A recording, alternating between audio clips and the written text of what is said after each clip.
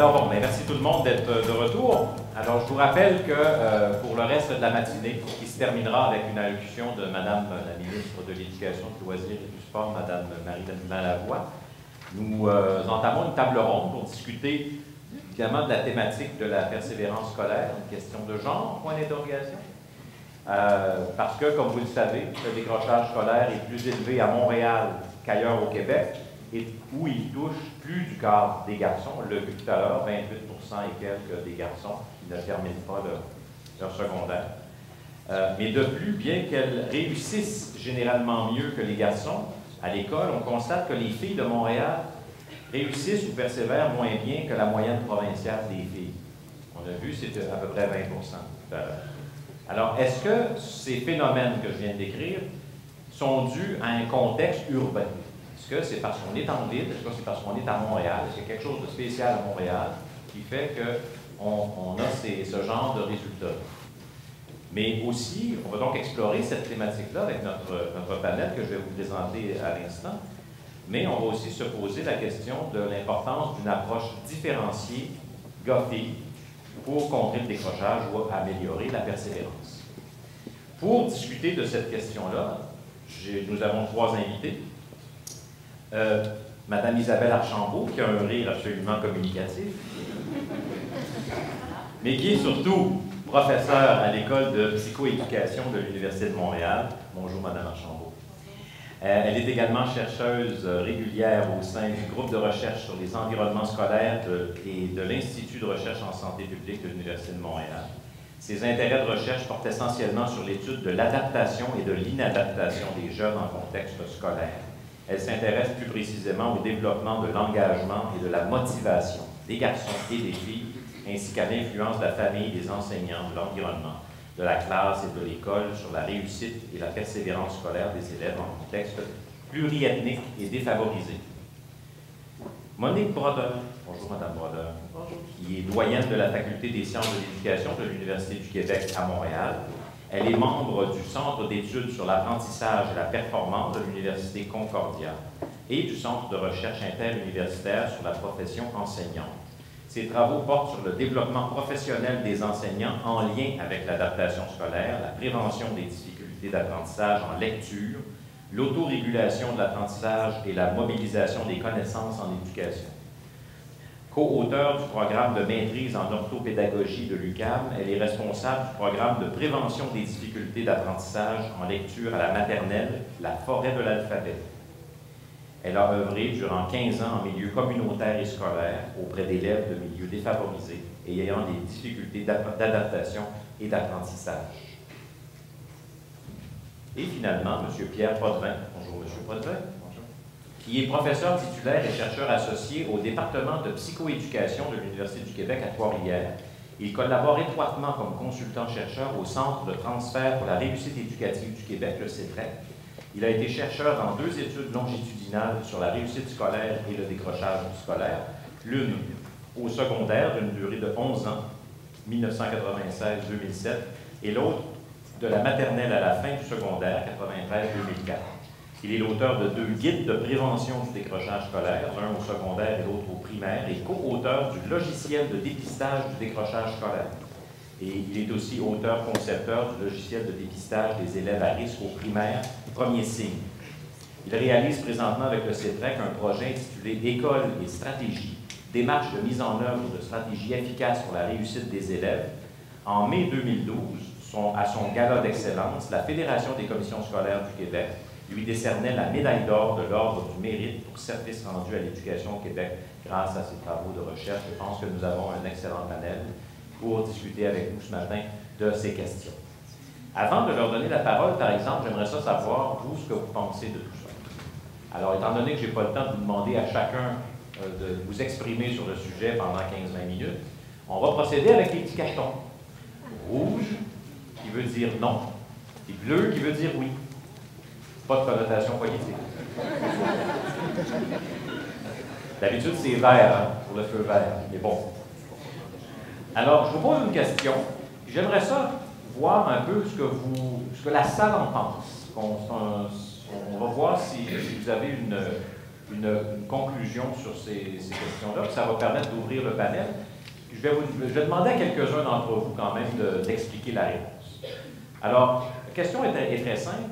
Compte tenu de ce que vous savez, du contexte et puis des résultats en persévérance scolaire à Montréal, sur l'île de Montréal, dans la région métropolitaine, est-ce que selon vous, pas est-ce que selon vous, oui, est-ce que selon vous, il faut une approche spécifiquement métropolitaine en réponse au taux de décrochage plus élevé à Montréal? Est-ce que Montréal est une situation particulière qui exige une approche pour contrer le décrochage scolaire qui soit différente de ce qu'on applique ou de ce qu'on peut faire ailleurs au Québec? Alors, ceux qui pensent que oui, il faut une approche spécifiquement métropolitaine, levez le carton bleu.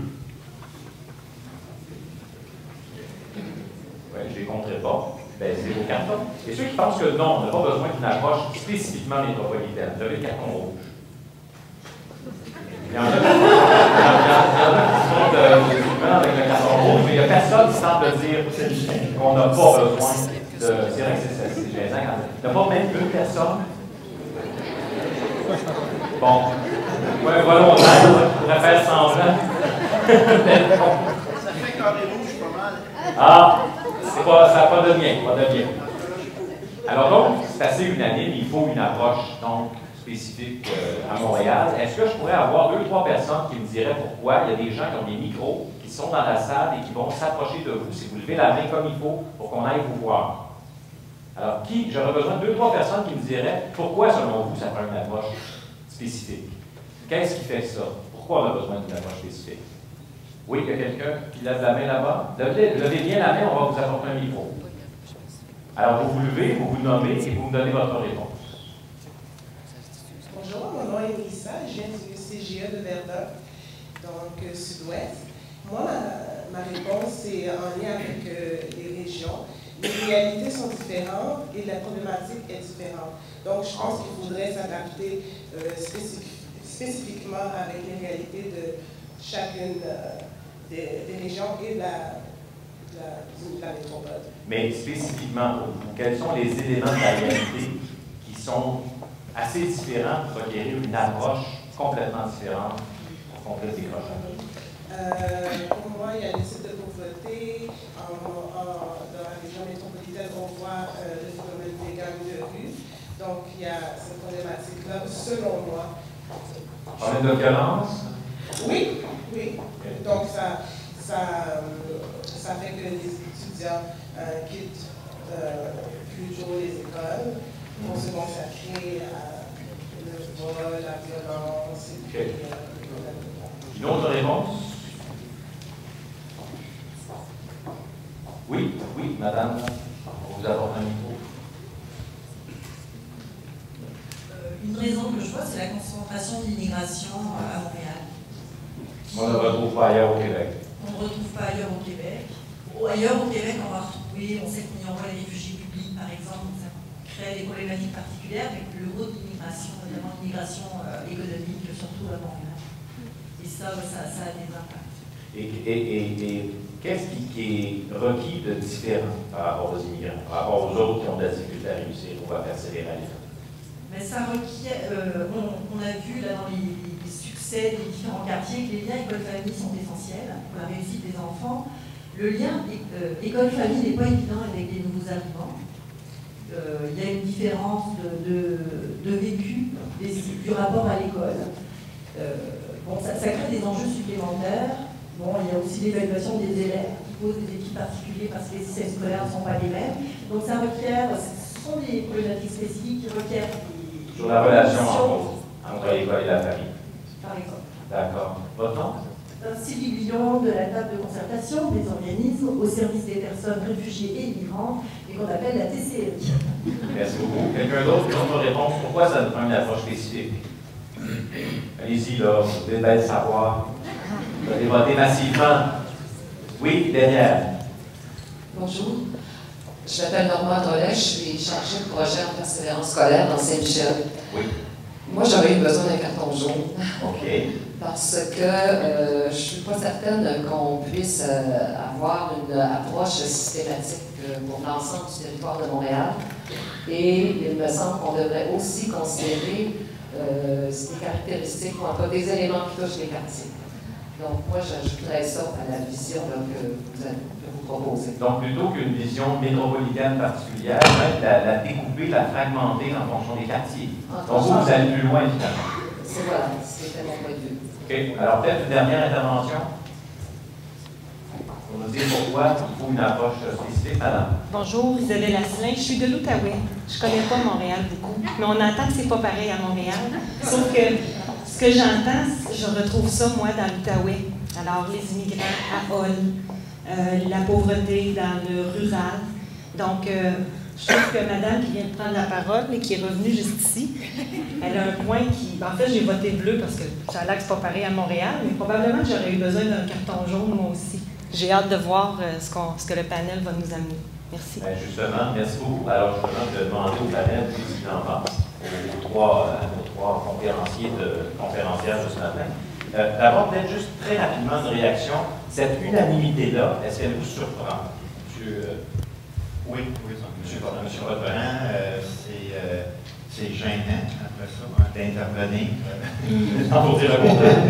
Pour dire le contraire, oui, ça m'a surpris que, dans le fond, ça semble unanime. Mais vous, est-ce que vous penseriez le contraire? C'est-à-dire que j'irais moi aussi vers un carton jaune.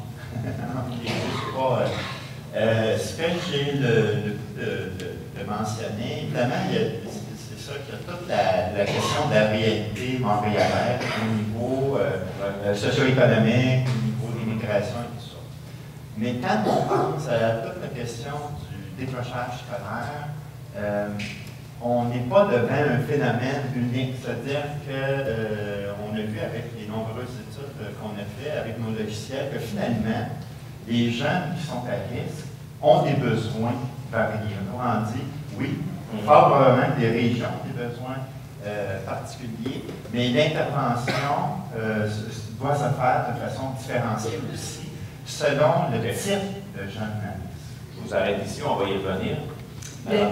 Ça n'étonne pas tant que ça parce qu'on a quand même ici, je pense, un groupe qui est principalement montréalais, puis je pense qu'il connaît bien Montréal et les défis qui se retrouvent à Montréal. Par ailleurs, je crois qu'un vote bleu pour une intervention spécifique à Montréal n'exclut pas par ailleurs qu'il y a des dimensions qu'on doit regarder de façon également québécoise et également, dans certains cas, de façon plus au niveau des quartiers de Montréal.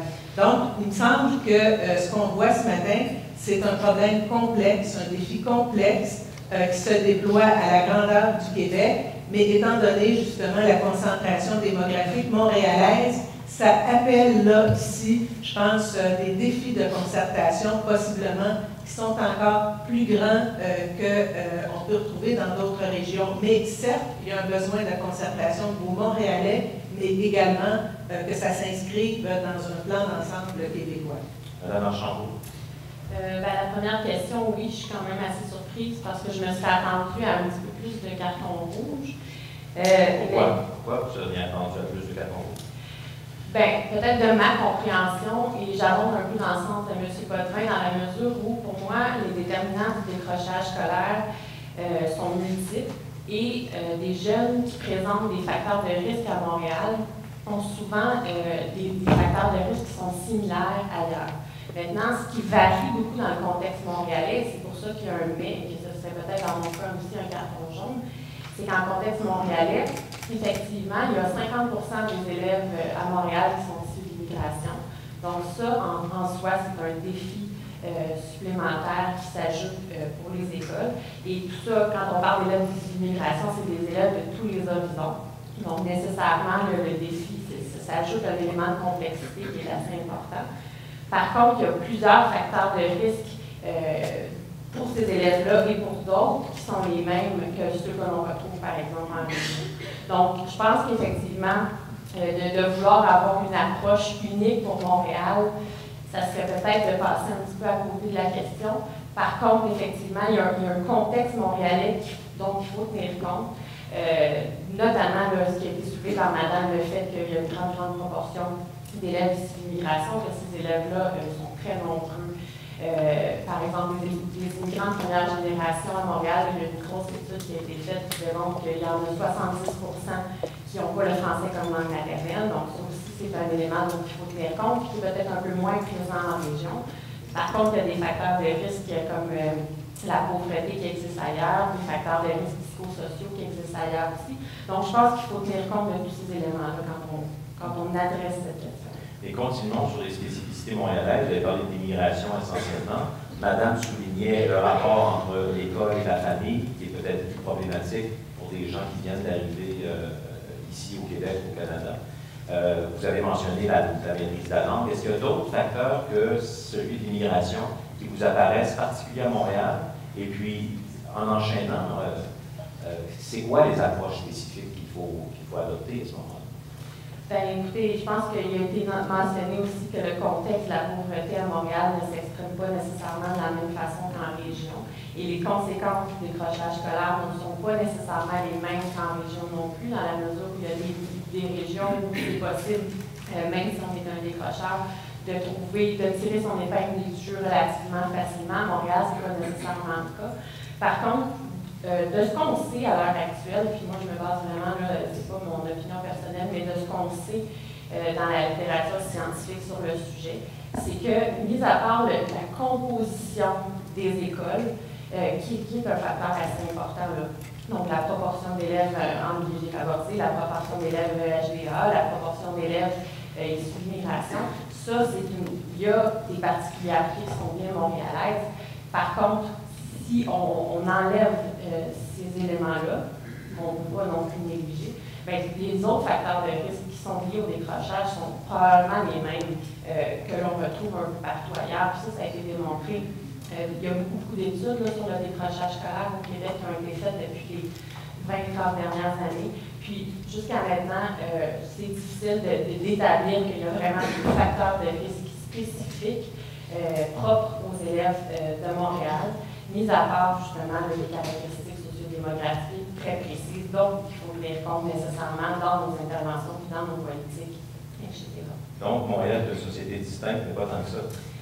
On peut voir ça comme ça, mais... Du point de vue, évidemment, de la persévérance scolaire. Du point de vue de la persévérance scolaire et de la recherche, de ce qu'on sait des écrits scientifiques sur le doc.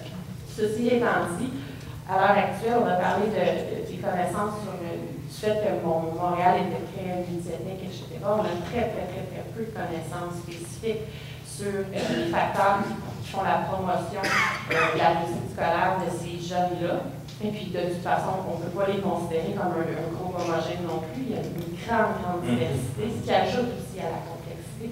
Mais il y a encore beaucoup de questions. La question qu'on soulève aujourd'hui, je pense que c'est une question qui est très complexe et qui amène beaucoup de nuances, je pense, quand on peut s'y intéresser. Est-ce que la littérature nous enseigne quelque chose sur une différenciation qui peut exister quand on est en milieu urbain par rapport à des milieux ruraux?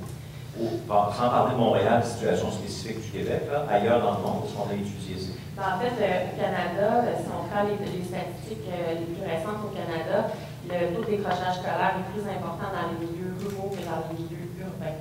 Par contre, les statistiques, il y a des statistiques qui démontrent que le taux de décrochage ou équivalent, dépendamment des métropoles. En fait, tout ça semble dire que c'est pas linéaire dans la mesure où les écoles qui semblent le mieux tirer leur épingle du jeu, c'est les écoles qui se situent dans les villes là, qui ne sont ni dans les milieux ruraux ni urbains, donc dans les villes les plus petites, les écoles de taille moyenne qui sont dans des villes moyennes. Et ça, c'est pour l'ensemble du Canada. Donc, c'est pour ça qu'en milieu rural, c'est d'autres problématiques. Les conséquences qui sont associées au décrochage scolaire sont autres aussi, comme je l'ai soulevé. Mais de là à dire qu'on a affaire à deux réalités, je pense qu'il faut faire attention ensemble. M. Potvin, vous avez levé la main, et j'en profite pour vous demander d'élaborer un peu plus sur ce que vous avez dit. Mais par rapport à ce que Mme Archambault mentionne sur les milieux urbains et ruraux, fort probablement que la question de quantité de services et qualité de services peut jouer. C'est-à-dire, fort probablement en milieu rural, cet aspect-là est moins concentré, plus difficile. C'est un élément que je voulais aborder. Ce que j'ai pu observer, j'ai eu l'occasion d'accompagner, entre autres, une école ici à Montréal pendant 4 ans. Ce que j'ai remarqué, c'est que les facteurs de risque sont, c'est un peu comme Mme Archambault dit, sont semblables à d'autres milieux. Mais à un moment donné, c'est qu'il y en a tellement, c'est tellement rare, il y a tellement de jeunes en difficulté que pour la gestion des interventions, ça devient plus difficile. Je vais vous donner un exemple. On travaillait beaucoup sur la question de l'absentéisme. Mais l'absentéisme était tellement prononcé, des absences non motivées, le nombre de rencontres de parents à faire, et ainsi de suite, qu'au niveau de l'efficacité comme telle d'intervention, ça rendait ça. La nuance, je dirais que dans certains milieux de Montréal, c'est la quantité de problèmes et de multi-problèmes. Et on dit habituellement, comme point de repère, quand un milieu dépasse à peu près 30% dans sa population, 30% d'élèves en besoins particuliers, en adaptation scolaire ou autre, là, ça commence à jouer sur l'ensemble du climat de l'école et sur l'effet école, on peut dire. En fait, donc, ça peut être un élément qui joue. Ça peut être une des caractéristiques, finalement, de la situation particulière de Montréal. Bon. Et pour faire face à ça, est-ce que c'est simplement la quantité de ressources qu'on déploie pour... Non, c'est pas la quantité. D'ailleurs, c'est une offre, c'est un des messages que j'avais d'envoyer ce matin. Ça fait quelques années qu'on a des projets d'accompagnement des milieux qui veulent, dans le fond, améliorer leur pratique et leur efficacité dans leur pratique. Ce que je dis, ce que j'observe, c'est qu'un premier pas, évidemment, c'est l'investissement de ressources. Ça, de ressources et d'argent, ça m'apparaît important. Mais ce n'est pas suffisant. Il n'y a pas tout d'être en action. Il faut absolument que ces actions-là, finalement, soient des actions qui ont déjà été éprouvées, soit des actions qui sont suivies, mises en œuvre et évaluées. Et c'est, je pense, les prochains défis qu'on va. Je ne suis pas le premier à mentionner ça dans plusieurs colloques. Je pense à l'SIA, agir autrement. C'est un des éléments qui a été envoyé comme message. Donc, la grande importance d'appuyer ces interventions sur des pratiques éprouvées ou du moins prometteuses, comme telles, faire le suivi et faire l'évaluation. Ce qui est souvent pas le cas. On évalue mal ou peu. C'est-à-dire de ce que j'ai pu observer, et ce n'est pas dans tous les milieux, souvent, la culture des milieux, c'est une culture de créativité, d'action. C'est très fort. Ça, c'est très positif en milieu scolaire. C'est des chances, ils ont de l'énergie. Ce qui est difficile à vendre, c'est de dire on va réduire la quantité d'interventions.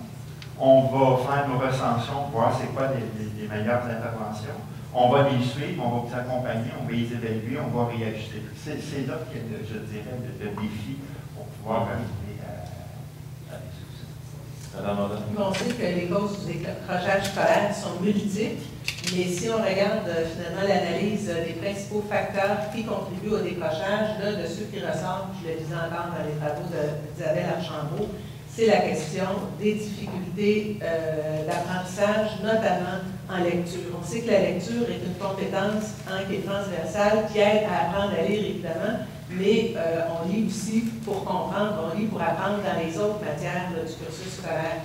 Or, si on regarde du côté des travaux sur les difficultés d'apprentissage en lecture, il y a 2 grands facteurs de risque qui vont faire en sorte que les enfants risquent d'être plus en difficulté pour la réussite de cet apprentissage-là. C'est notamment la défavorisation, puis notamment le fait d'avoir une langue maternelle autre que celle qui est enseignée à l'école. Donc, si on regarde de Montréal, où justement, comme le mentionnaient certains d'entre vous tantôt, il y a un haut taux de défavorisation dans plusieurs quartiers et beaucoup de pluriethnicité aussi, ça fait en sorte que la population des élèves de Montréal Montréal est plus à risque d'éprouver des difficultés d'apprentissage en lecture. Or, actuellement, au Québec, les statistiques, on pense qu'il y a de l'exagération, mais vraiment hors de tout doute, c'est ce que les résultats nous démontrent. C'est un Québécois sur deux qui est analphabète, soit 13% analphabète complet et 33% analphabète fonctionnel, c'est-à-dire en deçà du troisième des 5 niveaux de l'OCDE au niveau de la littératie. On sait que ça prend un niveau 3 pour être capable de compléter un secondaire, apprendre finalement des compétences en marché de l'emploi et se trouver un emploi de base. Donc, il y a quelque chose là qui est très, très, très névralgique. Est-ce que ces taux-là sont plus importants à Montréal? Bien, comme on le voyait tantôt, puis si on regarde les taux du décrochage scolaire, vous avez dû les voir, notamment les chiffres de 2008 du ministère de l'Éducation, on sait que le taux de décrochage est aux alentours de 25 %, un peu plus élevé en école publique qu'en école privée. Si on regarde par ailleurs par région, on sait que chez les Autochtones, par exemple, ça va jusqu'à 71 %. Et chez les Autochtones, on sait qu'il y a des régions où ça peut frôler le 90-91 %. Donc, au niveau montréalais, il est entendu, puis on le voyait tantôt aussi, on dit qu'à Montréal, il y a 30 des garçons, environ 20 des filles qui décrochent. Mais si on regardait tantôt dans les quartiers ciblés, ça monte parfois jusqu'à 40 % les taux de décrochage. Donc, au niveau de l'analphabétisme, on peut oui supposer que dans certains quartiers, il va même au-delà du 50 %, ce qui est vraiment un problème endémique. Il faut faire quelque chose. Puis comme le mentionnait Pierre, il est démontré maintenant qu'il y a des pratiques qui sont plus gagnantes que d'autres. Il faut les faire à toutes les étapes de la vie. En mieux favoriser, un parent ne dira pas « j'ai aidé mon enfant en petite enfance, j'ai plus besoin de l'aider lorsqu'il est rendu au secondaire ou quand il est adulte ». On sait que, je suis persuadée que tous les parents qui sont ici, vous soutenez vos enfants, vous avez soutenu et soutenez encore vos enfants, même s'ils sont rendus adultes. En mieux défavorisé, j'ai travaillé 6 ans dans le centre-sud de Montréal, notamment à faire des visites familiales. Il y a des parents qui ont des grands besoins personnels, c'est pas facile pour eux toujours de soutenir leurs enfants. Donc, dans les pratiques qui ont été démontrées efficaces, on sait qu'à l'heure actuelle, les pratiques qui sont promues par le programme de l'École québécoise sont des pratiques d'éveil à la lecture, d'émergence de la lecture, de découverte de la lecture, et ça, c'est très important. C'est un gain, il faut le maintenir. Par ailleurs, pour notre selon ce qu'on regarde, 20 %, 30 %, 40 %, 50 % des élèves plus à risque, ces pratiques-là ont absolument besoin d'être complétées par des pratiques explicites et systématiques sur des facteurs très précis de l'apprentissage de la langue française, qui est en passant beaucoup plus difficile à apprendre que le finnois, parce que souvent les gens disent « oui, mais en Finlande, les enfants commencent l'école à 7 ans, puis il n'y a pas de difficulté », mais il faut voir que le finnois est une langue dont la transparence orthographique est parfaite, alors que la langue française, elle est belle, elle est complexe, mais elle demande un travail spécifique. Donc, si on veut vraiment soutenir les enfants au niveau de la réussite en lecture, il faut le faire, et ce, à toutes les étapes, mais notamment dès la maternelle, parce qu'à la fin de la première année, l'enfant qui a des difficultés d'apprentissage en lecture, où l'éclosion ne se fait pas comme les gens du milieu scolaire vont dire, il y a des chances très élevées, ou des risques très élevés, je devrais dire, d'encore éprouver ces difficultés-là à la fin du primaire, et par la suite au secondaire, et voire au niveau de l'ensemble de sa vie. Donc, la fenêtre, elle n'est pas large pour finalement mettre en œuvre, comme Pierre l'a dit, des pratiques dont l'efficacité ont été démontrées, ça de façon concertée. Donc, je commence assez tôt en insistant sur les compétences de lecture. Absolument. Et ça sera un facteur favorable par la suite. Et ça, c'est valable encore davantage pour les personnes dont ce n'est pas la langue maternelle. Absolument. Il y a une attention additionnelle à y avoir. Il va ajouter quelque chose pour changer là-dessus. Ben, en fait, moi, il y a une approche à laquelle j'adhère beaucoup pour comprendre pour essayer de guider nos actions pour favoriser la persévérance scolaire, la motivation, l'engagement des élèves et prévenir le décrochage, c'est celle de l'accompagnement personne-environnement. Ce que ça veut dire, ça, c'est que plutôt que de concevoir le décrochage scolaire comme un problème du jeune ou de sa famille, donc de dire, bon, ben, il décroche parce qu'il présente plusieurs facteurs de risque, il vient de milieu défavorisé, il y a plusieurs difficultés dans sa famille, etc. Et plutôt que de voir aussi le décrochage scolaire comme un problème de l'école qui n'est pas capable de diplômer suffisamment les jeunes. Dans cette perspective-là, ce qu'on essaie de comprendre, c'est comment l'école peut parvenir à mieux répondre aux besoins développementaux des jeunes. Donc, d'essayer de trouver un meilleur appariement entre les caractéristiques individuelles puis les besoins des jeunes et les attentes, les exigences de formation que l'on retrouve dans les écoles. Là, vous allez me dire, c'est certain que si on prend une approche comme ça, on pourrait avoir presque une intervention individualisée par jeune. Dans un monde idéal, on voudrait, mais on ne peut pas. Par contre, il y a plusieurs travaux qui ont démontré, notamment des travaux de l'équipe de M. Potvin, des travaux de notre équipe aussi, qui ont démontré que les jeunes qui décrochent ont des caractéristiques qui les distinguent. On peut les classifier dans certains sous-groupes selon des facteurs de risque prédéterminés. Puis si on fait une bonne analyse de la situation, on est bien capable d'identifier quelles sont les caractéristiques de ces jeunes-là, quels sont leurs besoins, puis quels sont nous, comme milieu, comme équipe d'école, les facteurs sur lesquels on a de l'emprise, sur lesquels on est capable de jouer concrètement, d'avoir une influence. On sait sûr qu'on ne changera pas la défavorisation, même si on voudrait. C'est sûr que comme école, on n'a pas nécessairement des moyens toujours d'être à la maison tous les jours avec les parents, etc. Mais il y a des facteurs sur lesquels on a de l'emprise comme école. Par exemple? Bien, les facteurs qui concernent le climat. M. Potvin a parlé tout à l'heure des climats. Une des caractéristiques qui distingue notamment les écoles à Montréal, c'est le fait que, comme c'est souvent des très grosses écoles, on trouve plus de problèmes au niveau du climat de sécurité, par exemple. Au climat d'appartenance, parce que quand on est dans un très très grand lieu, ben, c'est plus difficile d'établir des liens, de développer un sentiment d'appartenance. Ça, c'est des facteurs sur lesquels on peut avoir de l'emprise comme milieu. Il y a toutes les pratiques éducatives aussi qui sont faites concrètement dans les classes. Il y a des travaux qui démontrent qu'il y a des pratiques qui réussissent mieux pour favoriser l'engagement et la motivation des jeunes. Et ça, c'est des mesures qui peuvent être appliquées de façon universelle pour l'ensemble des jeunes. Puis après ça, ben, quand on identifie on fait un bon portrait de situation de nos forces, de nos limites comme milieu, puis un portrait de situation des jeunes auprès de qui on veut travailler. Mais on est mieux à même de guider parce que la solution ultime, il n'en existe pas une seule. Il faut essayer de cibler des solutions plus spécifiques en fonction de profils spécifiques de jeunes. Mais ce que je retiens aussi de ce que vous dites, c'est qu'au-delà des facteurs socio-économiques qui sont évidemment très importants, il ne faut pas négliger l'impact qu'on peut avoir avec ce qu'on a entre les mains dans l'école, avec ce sur quoi on est capable dans l'école d'avoir de l'impact, même si on sait très bien qu'au-delà de ça, il y a d'autres facteurs qui nous échappent. Ça vaut la peine d'aller au bout de ce qu'on est capable de faire dans l'école. Je ne sais pas. Bien, je veux appuyer ces éléments-là. Ce qu'on s'est rendu compte dans les dernières analyses de notre étude longitudinale, c'est que, puis ça vient appuyer un peu ce que Monique mentionnait, le prédicateur direct du décrochage, c'est le rendement scolaire. Bon, ce n'est pas une grande révélation, comme on dit, le rendement dans les matières de base, c'est le prédicateur direct. Maintenant, il y a tout l'ensemble des autres facteurs qui viennent contribuer à soutenir ça. Par exemple, toute la question de la relation parent-adolescent, toute la question de la relation enseignant-élève, le climat de classe, le climat de sécurité, sont tous des éléments, je dirais, qui vont venir soutenir finalement la question du rendement.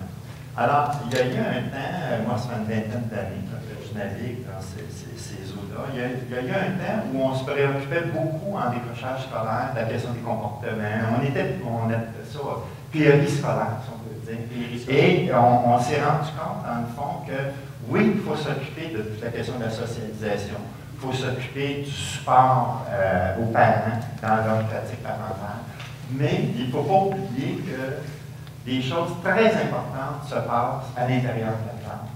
Et donc, c'est dans ce sens-là que les Européens parlent beaucoup de ces temps-ci d'alliance éducative comme telle. Dans ce sens-là qu'il faut à la fois une intervention pédagogique adéquate, une intervention sur le jeune garçon ou fille et un support au niveau des parents dans leur pratique parentale. Et je terminerai en disant que toute la question, dans le fond, socio-économique, culturelle, vient jouer sur ces différents facteurs. Alors, plus un milieu est défavorisé, plus ces éléments-là pointent, disons, en cause. Mais est-ce que vous nous amenez sur le terrain de... Il faudrait changer la façon d'enseigner, il faudrait changer la façon dont ça fonctionne en classe, il faudrait donc accentuer encore des réformes de la pédagogie, de l'éducation? Non, je ne vais pas dans ce chemin-là. Non.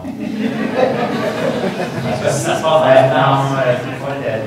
Non, c'est pas ce genre de changement-là. Moi, je dirais qu'on a, actuellement, on a des connaissances, des ressources, on a des programmes, on a des logiciels, on a la compétence des enseignants, on a toutes ces choses-là. C'est comment arriver dans, puis c'est bien si on parle du réseau réussi, comment arriver dans un réseau à ce qu'on devienne cohérent, coordonné, efficace dans le fond. Alors, c'est pas de rajouter des choses, c'est pas de transformer, mais c'est de voir comment arriver à travailler peut-être d'une façon plus efficiente, plus efficace. Et si ça se passe dans la classe, l'enseignant il est tout seul devant sa classe quand même. Donc, ben justement, il ne faut pas qu'il soit tout seul. Il ne faut pas que l'enseignant soit tout seul. Il faut qu'il soit accompagné, supporté, et l'école comme tel. D'ailleurs, le projet dans lequel je suis impliqué avec le CETREC depuis 5 ans, on appelle ça école et stratégie. C'est un projet, dans le fond, d'accompagnement. Mais c'est de l'accompagnement, de la co-construction avec les gens à partir de ce qu'ils ont, à partir de ce que nous dit la littérature, tout ça. Donc, non pas l'enseignant, comme on dit quand il ferme, il ne faut pas que la porte soit fermée, il faut qu'il y ait cette collaboration.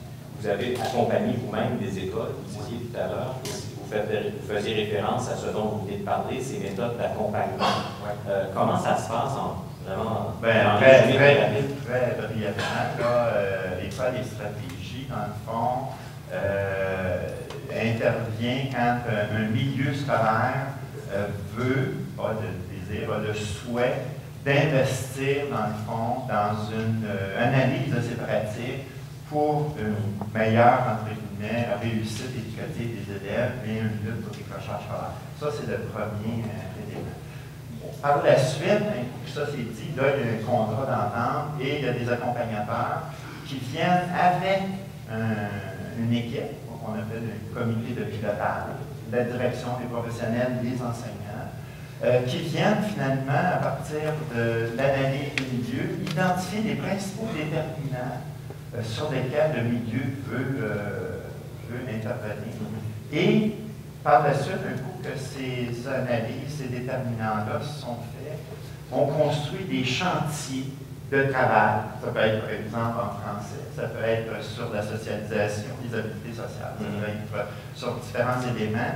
Et c'est une équipe qui travaille, dans le fond, à expérimenter des pratiques, à améliorer leurs pratiques, à regarder la littérature, à suivre et évaluer les choses. Et ça se fait sur une espèce de contrat d'entente sur une période de 3 à 5 ans. On sait que ça 3 à 5 ans quand même. Ah oui, c'est à long. Si on peut dire, quand un milieu se prend en charge, s'approprie une démarche comme ça, ça prend de 3 à 5 ans. Voilà, je pense que oui, bien, c'est intéressant quand vous posez la question des réformes, parce que je pense que tout le monde a travaillé très fort avec la réforme. Puis, ce qu'on souhaite, je pense, pour pouvoir aller plus loin, c'est vraiment en 2012, quand on regarde tout ce qu'on a appris depuis les années 80, il y en a qui étaient là dans les années 80 déjà, on a vraiment fait des acquis importants, je crois, au niveau de la formation des enseignants, des différents intervenants, les connaissances issues de la recherche, notamment au niveau des troubles de comportement, puis de la littératie. On est beaucoup plus connaissants qu'avant, on a développé des compétences. Maintenant, un des défis, c'est vraiment de dire, on s'inscrit dans une perspective évolutive en validant finalement ce qu'on fait, en faisant des choix en fonction des connaissances issues de la recherche, tout en travaillant avec les savoirs qu'on a développés au niveau du milieu de la pratique. Donc ça, c'est probablement l'enjeu des années qui viennent pour le milieu de l'éducation, de s'inscrire dans une perspective qui soit davantage appuyée vers la recherche. La thématique aujourd'hui, c'est la persévérance scolaire et l'affaire de genre. On n'a pas abordé la différenciation filles encore. Reprenez vos cartons, je vais vous poser la question. Et là, on va s'inventer un carton jaune. Ça va lever vos 2 cartons en même temps. On va mélanger de cartons. Alors, donc, rouge, ça va être non. Bleu, ça va être oui. Et puis, les deux cartons en même temps, ça va être soit je ne sais pas, soit peut-être, soit une troisième fois, soit autre chose. Alors, donc, la question, c'est selon vous, est-ce que il est nécessaire de privilégier une approche différenciée gars-filles pour faire face aux défis que nous avons à Montréal? Ceux qui pensent qu'on doit adopter une approche différenciée gars-filles, vous levez le carton bleu. C'est plus mitigé un petit peu que tout à l'heure, parce que c'est assez nombreux. Ceux qui pensent qu'il ne faut pas adopter une approche différenciée gars-filles, carton rouge. Et ceux et celles qui ne savent pas, pensent que c'est autre chose la réponse, vous levez les deux cartons. Quand même. Alors là, je voudrais avoir 3-4 personnes qui ont levé les deux cartons pour m'expliquer pourquoi. Alors, il y a des circuits. Levez la main bien haut, qu'on vous repère, qu'on aille porter un micro. Alors, monsieur, ici en avant. Donc, vous avez levé les deux cartons. Oui. Alors, pourquoi? Un, deux. Oui, ça marche. Alors, je vais répondre à moitié à votre question, puis j'ai la moitié des deux cartons. Est-ce que ça vous va? Je vous écoute. C'est bon. Moi, je pense que le problème, la première question que vous avez posée, c'est ma dernière réponse. Je pense que le problème fondamental qui est différent de Montréal, ailleurs de la banlieue, c'est qu'il y a peu ou pas de lien entre les gens qui travaillent, les gens qui demeurent dans un quartier et l'école. Et je pense que si on avait un plus grand lien de confiance et de solidarité, ça irait mieux. Le lien social dans le quartier même. Le lien que les gens ont entre eux et avec l'école. Je pense que s'il y avait un lien plus grand entre les gens qui demeurent, c'est ce qui se fait dans ce Montréal, on va avoir travaillé dans les deux. Sentiment d'appartenance au quartier, à la ville. Quand on parle de persévérance, quand on parle des jeunes, il faut quand même pas oublier que la base, c'est d'abord d'avoir de la reconnaissance, du renforcement, etc. Je ne vais pas vous rappeler vos vieilles études, mais que moi j'ai suivi dans la période de la fameuse pyramide de Maslow, disait la première chose qu'on doit faire chez les jeunes, comme les autres dans le milieu du travail, c'est la reconnaissance. Okay. Je trouve que les gens de Montréal, dans les quartiers ou les écoles, en ont beaucoup. Ça, c'est la première partie. La deuxième partie, je pense qu'on devrait, à l'occasion, différencier les garçons au niveau de certaines approches qui sont privilégiées. Ça bouge plus des garçons, que ce soit au niveau primaire. Il y a des activités qui sont plus propres aux garçons qu'aux filles, ça je suis d'accord. Mais je trouve que d'emblée, les garçons et les filles méritent dans l'ensemble des écoles, aussi bien de Montréal d'ailleurs, d'avoir cette spécificité-là et en même temps avoir une généralité dans laquelle ils sont reconnus. Donc avoir un plus grand lien, je reviens à mon histoire, un plus grand lien entre les maisons, entre les gens qui vivent dans un quartier et les gens qui travaillent avec les garçons. Et lorsqu'on le fait, souvent, c'est un gage de grande sécurité pour ces jeunes-là et de succès. Merci beaucoup. Il y a une dame qui a levé la main par là-bas. Bon, le micro s'en vient. Est-ce qu'il y a quelqu'un d'autre qui voudrait prendre la parole? On vous apporte le micro tout de suite, ça sera fait. Lina Raffaud, Carrefour Jeunesse Emploi. Oui. De Saint-Laurent. Alors, j'ai levé les deux cartons. C'est que j'aurais peur qu'on s'en aille quand on dit oui, ça prend une façon différenciée. Encore une fois, isoler les filles et les garçons qui vivent plus comme les filles qui vivent plus comme les garçons. Vous savez, on peut avoir des différences dans nos comportements au quotidien. Certains aspects sont davantage masculins, d'autres sont davantage féminins. Mais ce que notre système scolaire a besoin de développer, à mon sens, à moi, c'est une compréhension globale de l'ensemble d'un être parfait qui peut être actif à certains moments, interactif davantage. Les garçons qui perdent de l'espace actuellement, à mon sens, c'est ceux qui ont besoin d'être en action, qui ont besoin de toucher, c'est ceux qui ont besoin d'expérimenter davantage. Et je pense qu'il y a des filles aussi qui aimeraient expérimenter davantage. Alors, ce n'est pas de développer un système spécifique garçons et filles, mais davantage de développer un système plus global qui intègre tout le monde. D'accord. Une personne qui a les deux cartons. Une dernière. Oui, bonjour. Moi, je suis directeur d'école. Ils ont l'expérience de deuxième année à notre école. En sixième année, on a fait une classe de gars et une classe de filles. L'avantage, c'est au niveau des thèmes qui sont abordés dans chacune des classes. On s'est aperçu que les garçons ne lisaient pas beaucoup primaire. Donc, les thèmes et les lectures et tout ça, l'enseignant masculin de cette classe-là permet aux élèves, on se ramène des sujets, des choses qui font que les élèves ont beaucoup plus lu que les années d'avance de l'année passée. Les élèves avaient lu au moins 2 livres de 250 pages avant les fêtes en sixième année, ce qui n'est pas habituel partout.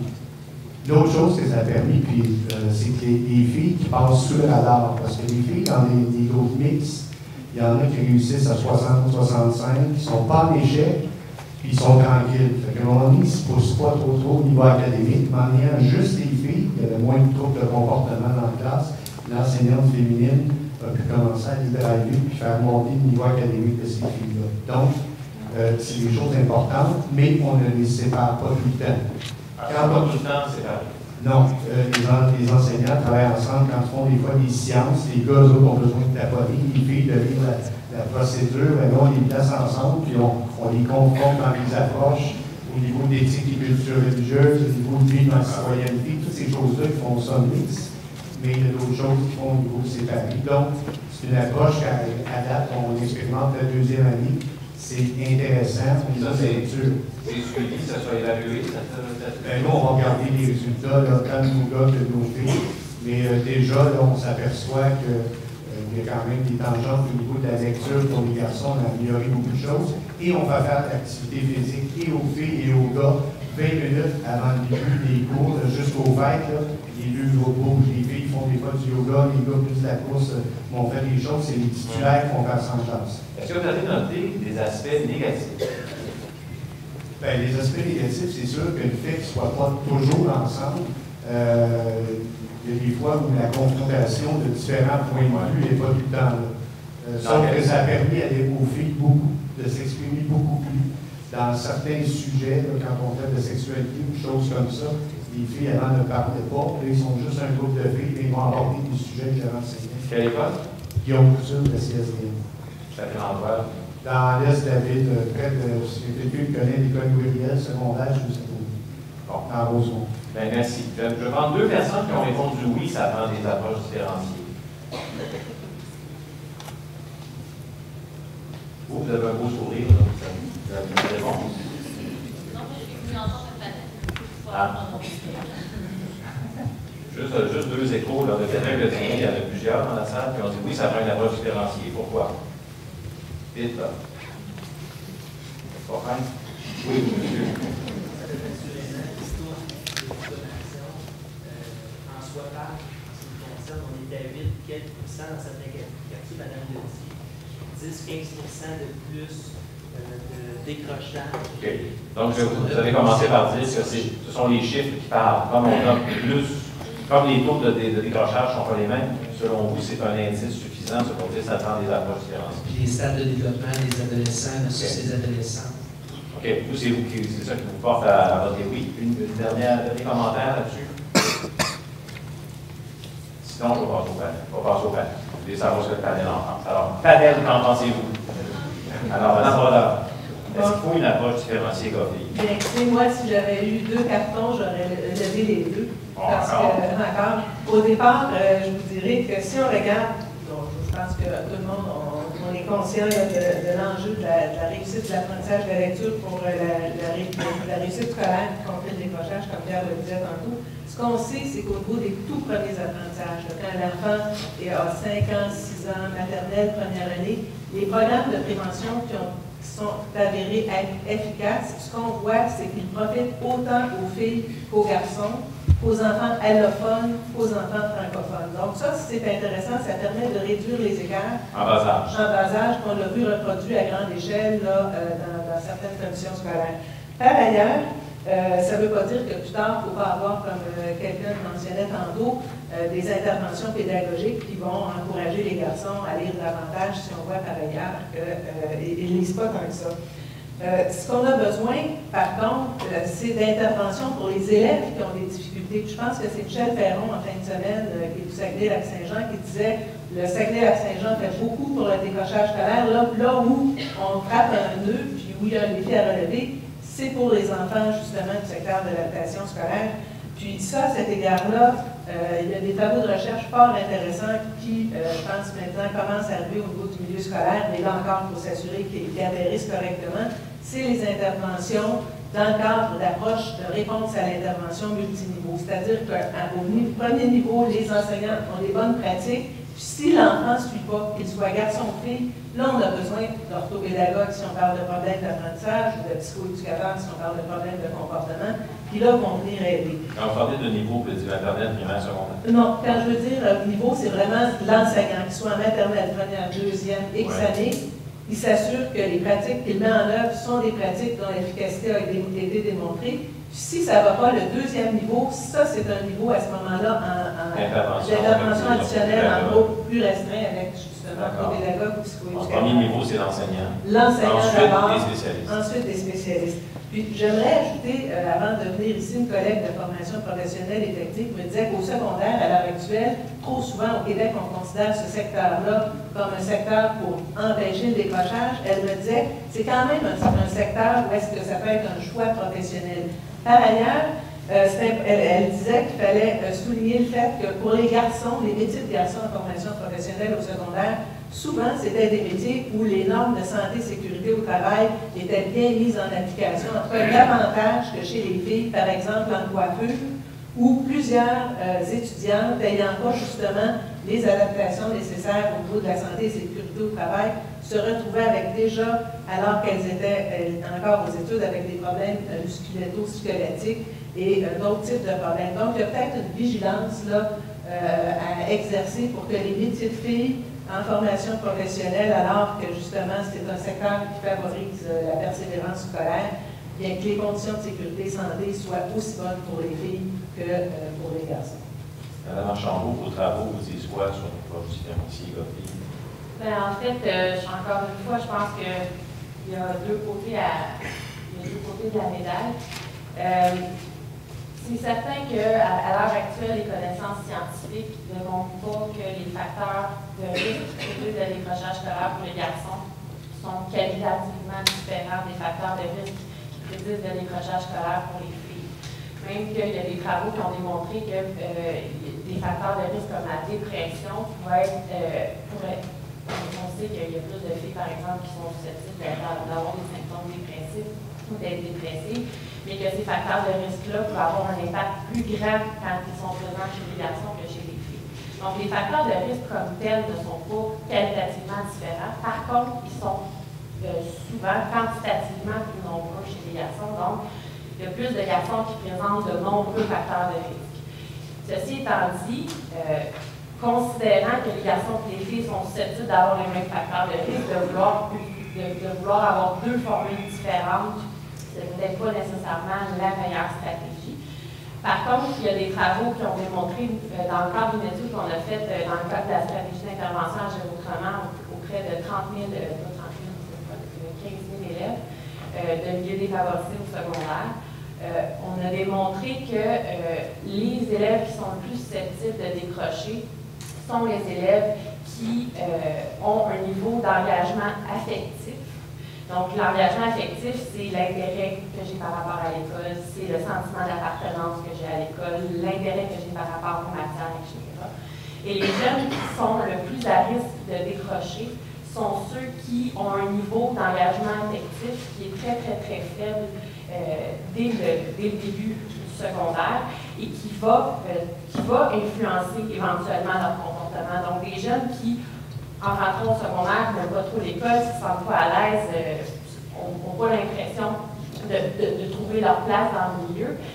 Éventuellement, pour une certaine proportion d'entre eux, ça va avoir un impact sur leurs attitudes et sur leur comportement concret par rapport à l'école. Puis c'est ces attitudes et ces comportements-là qui vont influencer leur persévérance et leur réussite scolaire au quotidien et qui va influencer leur risque de décrocher. Donc, dans ce sens-là, c'est certain que les garçons et les filles ont des attraits, ont des intérêts qui sont divergents à certains égards. On parlait tout à l'heure de garçons qui ont envie de bouger, tout ça. C'est vrai qu'il y a aussi des filles qui ont envie de bouger. Mais si on veut miser sur un des aspects importants pour favoriser la persévérance et la réussite scolaire d'une grande proportion, donc dans une perspective plus universelle, de miser sur les aspects affectifs, en allant chercher, oui, des intérêts plus spécifiques pour les garçons et plus spécifiques pour les filles, mais au bout du compte, la solution, c'est quand même d'aller favoriser l'intérêt du sentiment d'appartenance de tout le monde. Donc, il faut jouer, je pense, sur les deux niveaux en même temps, dans la mesure où il faut aller chercher les intérêts spécifiques spécifique, mais sans penser que la problématique est complètement différente pour les garçons et pour les filles. Et ce qui est important de dire aussi, c'est que quand on regarde dans les milieux favorisés, les écarts entre les garçons et les filles sont pratiquement inexistants au niveau du décrochage scolaire.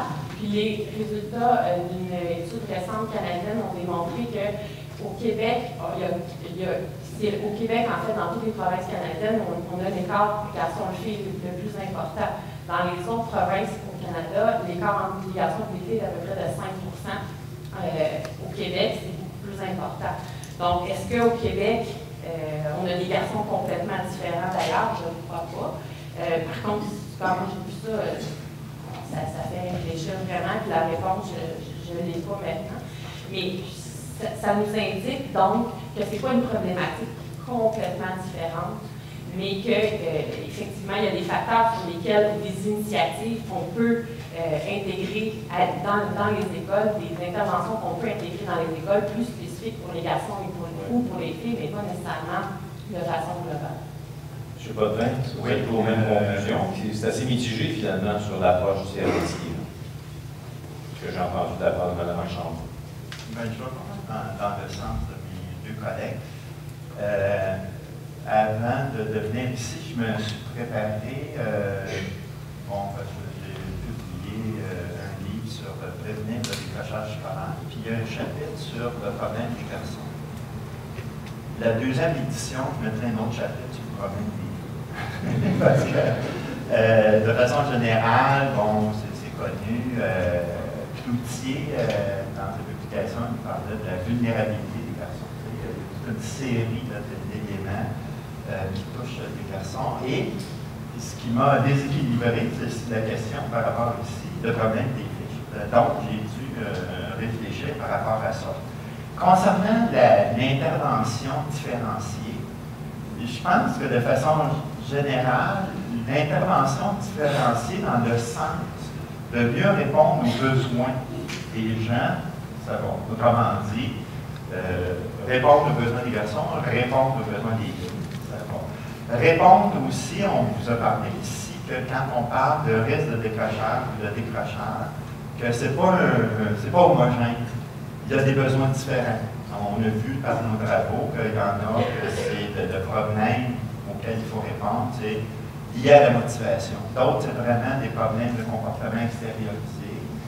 D'autres, on a vu, puis on a découvert ça à travers notre étude longitudinale, c'était des symptômes dépressifs qui amenaient vers le décrochage. Donc, l'intervention suppose, peu importe le sexe, de s'ajuster au niveau des besoins. Maintenant, je pense que... Une approche différenciée par individu. Par individu, mais les exemples, il y a eu un mouvement ces dernières années de vouloir beaucoup répondre aux besoins des garçons, d'avoir, par exemple, je pense, des classes non mixtes et tout ça.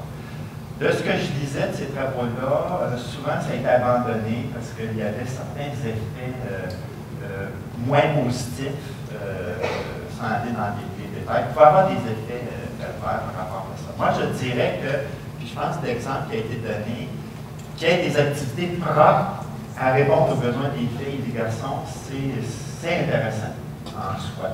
Mais je serais très prudent par rapport à ne pas étendre cette approche. Quel genre d'effets pervers ont été entre autres, un des avantages, je pense, que de la mixité, entre autres, parce que c'est...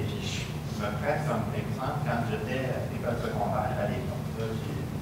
La fabrique, à l'époque, c'était non mix. Et disons, tout l'apprentissage de la socialisation garçon-fille, elle était en regardant dans la cour externe des filles. Alors, il y a tout cet aspect d'apprentissage de relation garçon-fille. Il y avait un drill là-dedans quand même. Oui, il y avait quelque chose. Je voudrais peut-être terminer mon intervention parce que pour me préparer à cette rencontre-ci, je suis allé voir une publication qu'on a faite, c'est Anne Lessard qui a publié avec notre équipe, sur des entrevues auprès de 36 décrocheurs et décrocheurs qui semblaient. Quand vous savez, dans l'étude longitudinale, on faisait des entrevues entre autres. Et je faisais un petit tableau sur l'explication des causes pourquoi une fille, par exemple, avait tendance à abandonner versus un garçon. Les garçons, de leur côté, le travail ressortait comme un élément assez important. Les garçons, les conflits avec les enseignants, les quantités d'expulsion, de sortie de classe, c'est des éléments qui, par rapport au désengagement, amenaient des choses.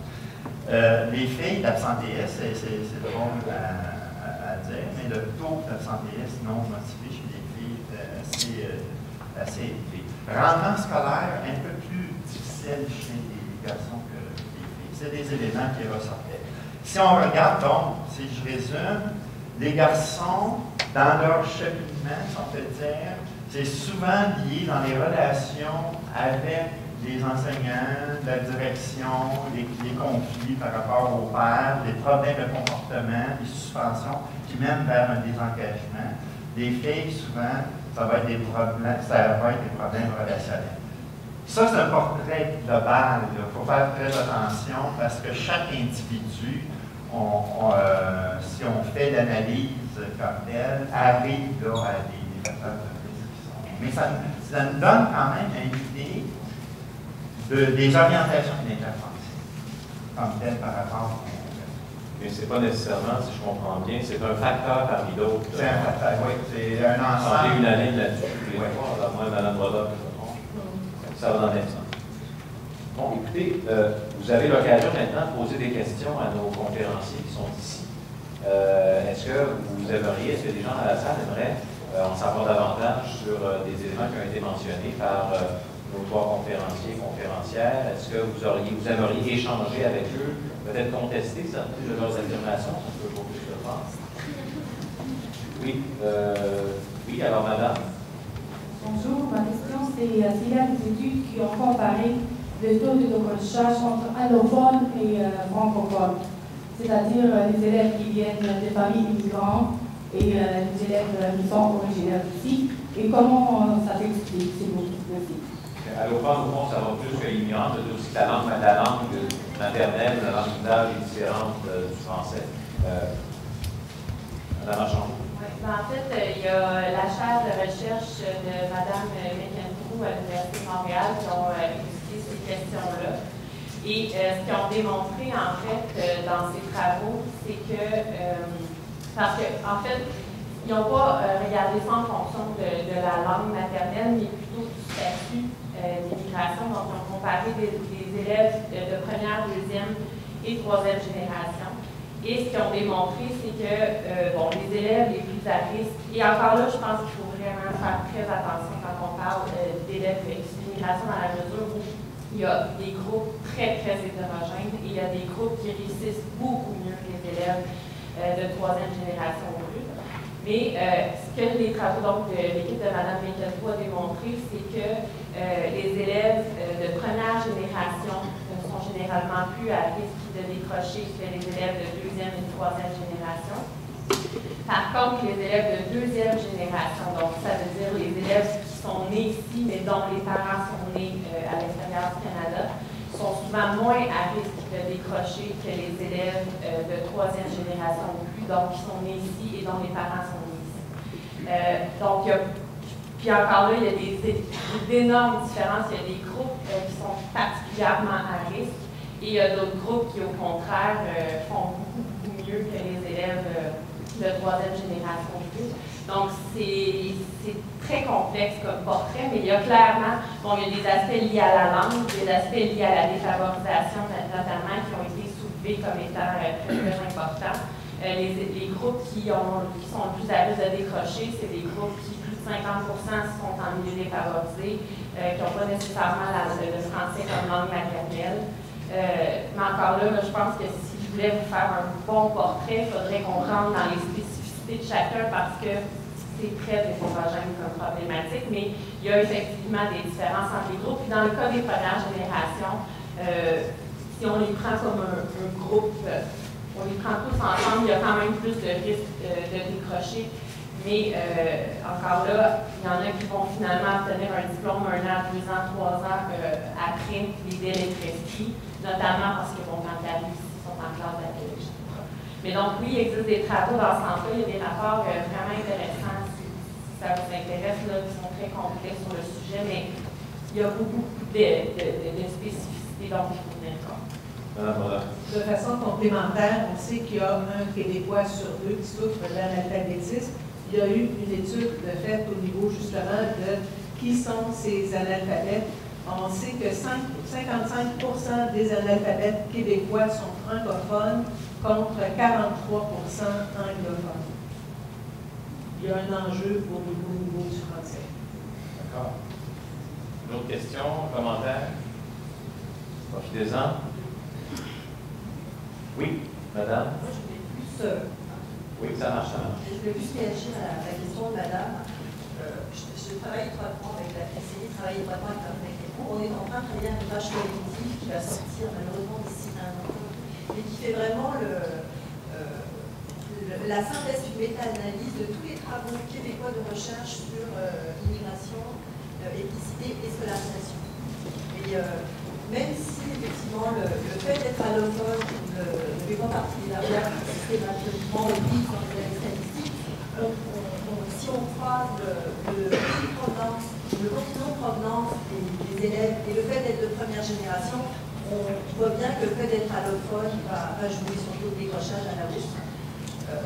Et il va jouer sur des facteurs qui sont très prédicteurs de l'échec scolaire, à savoir le retard scolaire et le retard supplémentaire accumulé au secondaire.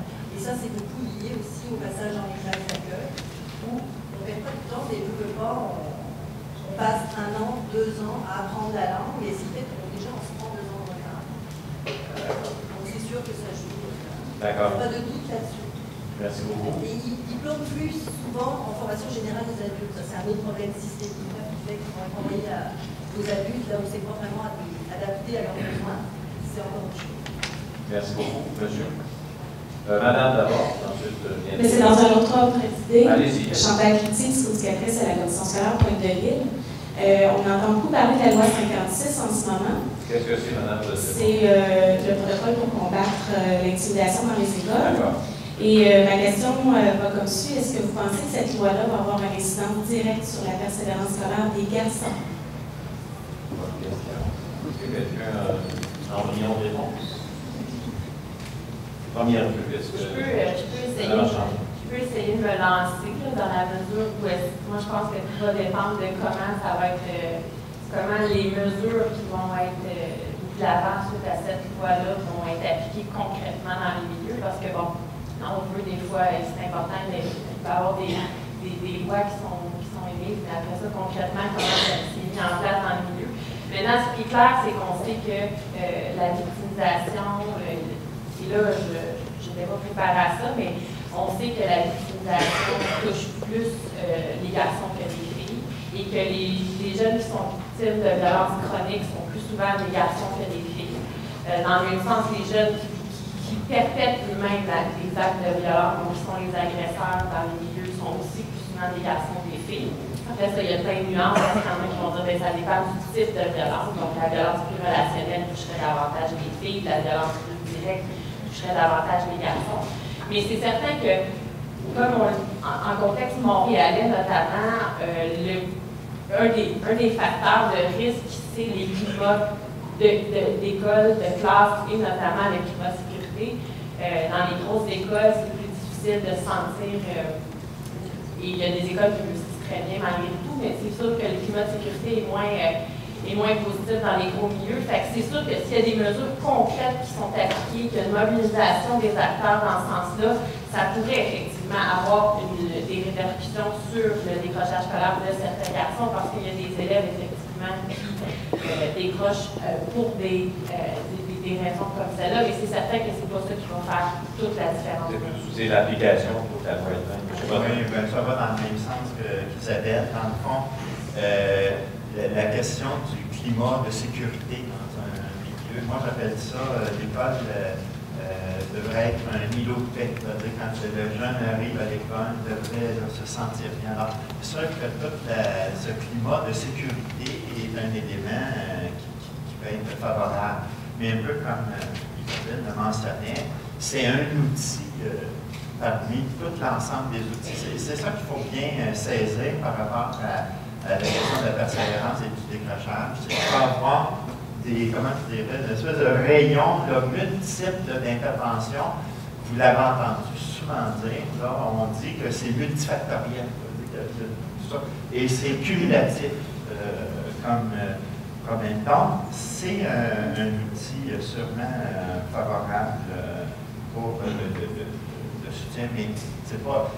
Et même, puis là, je ne sais pas, je devrais m'avancer comme ça. Il y a des fois, quand on ajoute des choses, si ce n'est pas bien coordonné, ça divise, puis ça amène des effets pervers. J'aime pas ça dire ça comme ça, mais ça veut dire que quand on ajoute, puis là je pense quand on travaille dans les milieux, tous les programmes qui existent, que ce soit école en santé, que ce soit la question de la violence, que ce soit l'école orientante, que ce soit, il y en a une série. Ça suppose une bonne coordination de ces choses-là. Sans ça, les personnes s'épuisent dans le travail et mettent des énergies peu efficaces. Ceci dit, moi je pense que c'est quelque chose d'important, mais il faudra que ce soit bien coordonné avec toutes les autres. Monsieur Tremont. Moi, ce que je me demandais, c'est... Oui, François Bélanger, je coordonne l'instance régionale de Gaspésie-Île. Donc, je voulais savoir, est-ce qu'il y a déjà des recherches qui ont étudié l'influence du sexe de l'enseignant sur la persévérance scolaire du jeune? Par exemple, un jeune garçon de secondaire 2 qui a, par exemple, 80% d'enseignants féminins. Est-ce que ça peut avoir une influence par rapport à, par exemple, à être exposé à une parité d'enseignants garçons et filles? Par curiosité, puis... oui. Ça, il y a eu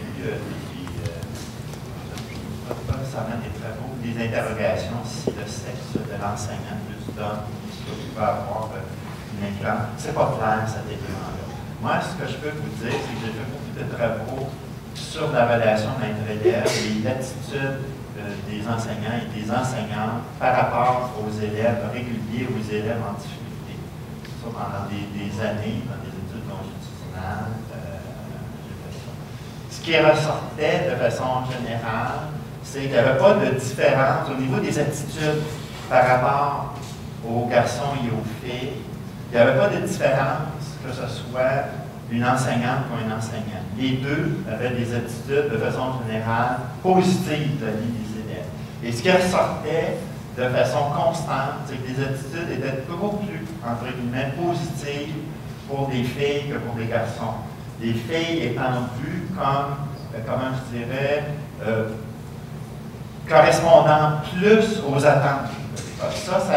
Ça ressortait dans les travaux. Peu importe, on ne voyait pas de différence entre les sexes. Maintenant, ça, c'est une étude que j'ai faite avant. Il faudrait voir sur l'autre. Mais de ce que j'ai pu voir, c'est pas certain que ça joue tant que ça. Mais ça serait vérifié. Madame, je vois que vous avez eu connaissance d'autres études. Je sais qu'il y a à peu près 15 ou 20 ans, il y avait des travaux qualitatifs de chercheurs qui s'appelaient Saint-Amand qui travaillaient sur ces questions-là et qui, à l'époque, avaient démontré que oui, ça pouvait faire une différence, mais je vous dirais que dans les dernières années, des travaux comme ça au Québec, ça n'a pas été répliqué. Puis à ma connaissance, au niveau, par exemple, des travaux qui existent sur le sujet aux États-Unis, ils ont démontré qu'il n'y avait pas de différence précise. Mais au Québec, des travaux récents sur cette question-là, je ne crois pas qu'il y en ait. Ailleurs dans le monde?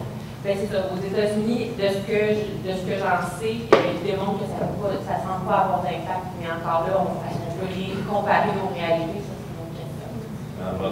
Moi, j'ajouterais qu'effectivement, c'est parfois des hypothèses qui sont émises, puis parfois, suite à une hypothèse comme celle-là, sans nécessairement qu'on ait de données empiriques pour soutenir finalement la vérification de l'hypothèse, on peut s'engager dans toutes sortes de mesures. Donc, je pense qu'il faut toujours être très prudent avant justement de mettre en place un paquet de choses si on n'a pas justement des indices suffisamment forts qu'il y a quelque chose qui mérite d'être déployé en termes de ressources, parce que sinon, ça risque d'être des ressources dont l'investissement ne donnera pas le fruit attendu. Ça rejoint le commentaire de M. Potvin au début. Il faut, avant d'appliquer quelque chose, avoir quelque chose au moins prometteur. Au moins. À ma droite. Oui, allez-y. Frédéric de la Conférence régionale des élus de Montréal. Je me demandais si c'était une dimension qui était enseignée dans la formation des maîtres, parce que il y a une sensibilité qui est développée chez les futurs enseignants sur les expériences potentielles ou les pratiques gagnantes de personnalité. Je vous dirais oui, parce que je suis aussi membre de l'Association des doyens en éducation Québec, des directions de département. Il y a une grande, je pense, un grand coup de barre qui a été donné pour justement développer chez les futurs enseignants une culture de recherche. Puis il faut voir que quand moi j'ai fait ma formation il y a 30 ans, tous les autres qui sont de ces années-là, c'était pas présent la formation à la recherche dans les facultés des sciences de l'éducation. Les facultés qui, en passant, sont très jeunes, découlent finalement du rapport parent. Donc, depuis, je vous dirais, une bonne dizaine d'années, de la foulée notamment des travaux du Conseil supérieur de l'éducation qui encourageait dans un avis publié en 1998 sous la direction de Céline Saint-Pierre une prise en compte de la recherche à tous les cycles. Oui, on enseigne aux étudiants à faire la différence, par exemple, entre un article d'une revue populaire, puis un article d'une revue scientifique, des livres qui vont corriger justement des travaux de recherche, etc. Maintenant, le défi, souvent, les enseignants, quand ils s'en vont sur le terrain, se font dire bon, bien là, oubliez ce que vous avez appris à l'université, puis là, on va y aller avec la vraie vie. Donc, c'est le défi de dire comment, dans le fond, travailler de façon complémentaire au niveau de l'insertion professionnelle des jeunes, comment les jeunes enseignants peuvent aider à enrichir finalement les pratiques du milieu scolaire et comment le milieu scolaire, évidemment, contribue aussi à la formation. Mais je crois que on a semé, puis on peut espérer que ça va pousser. D'autres questions, interventions dans la salle? Oui, derrière.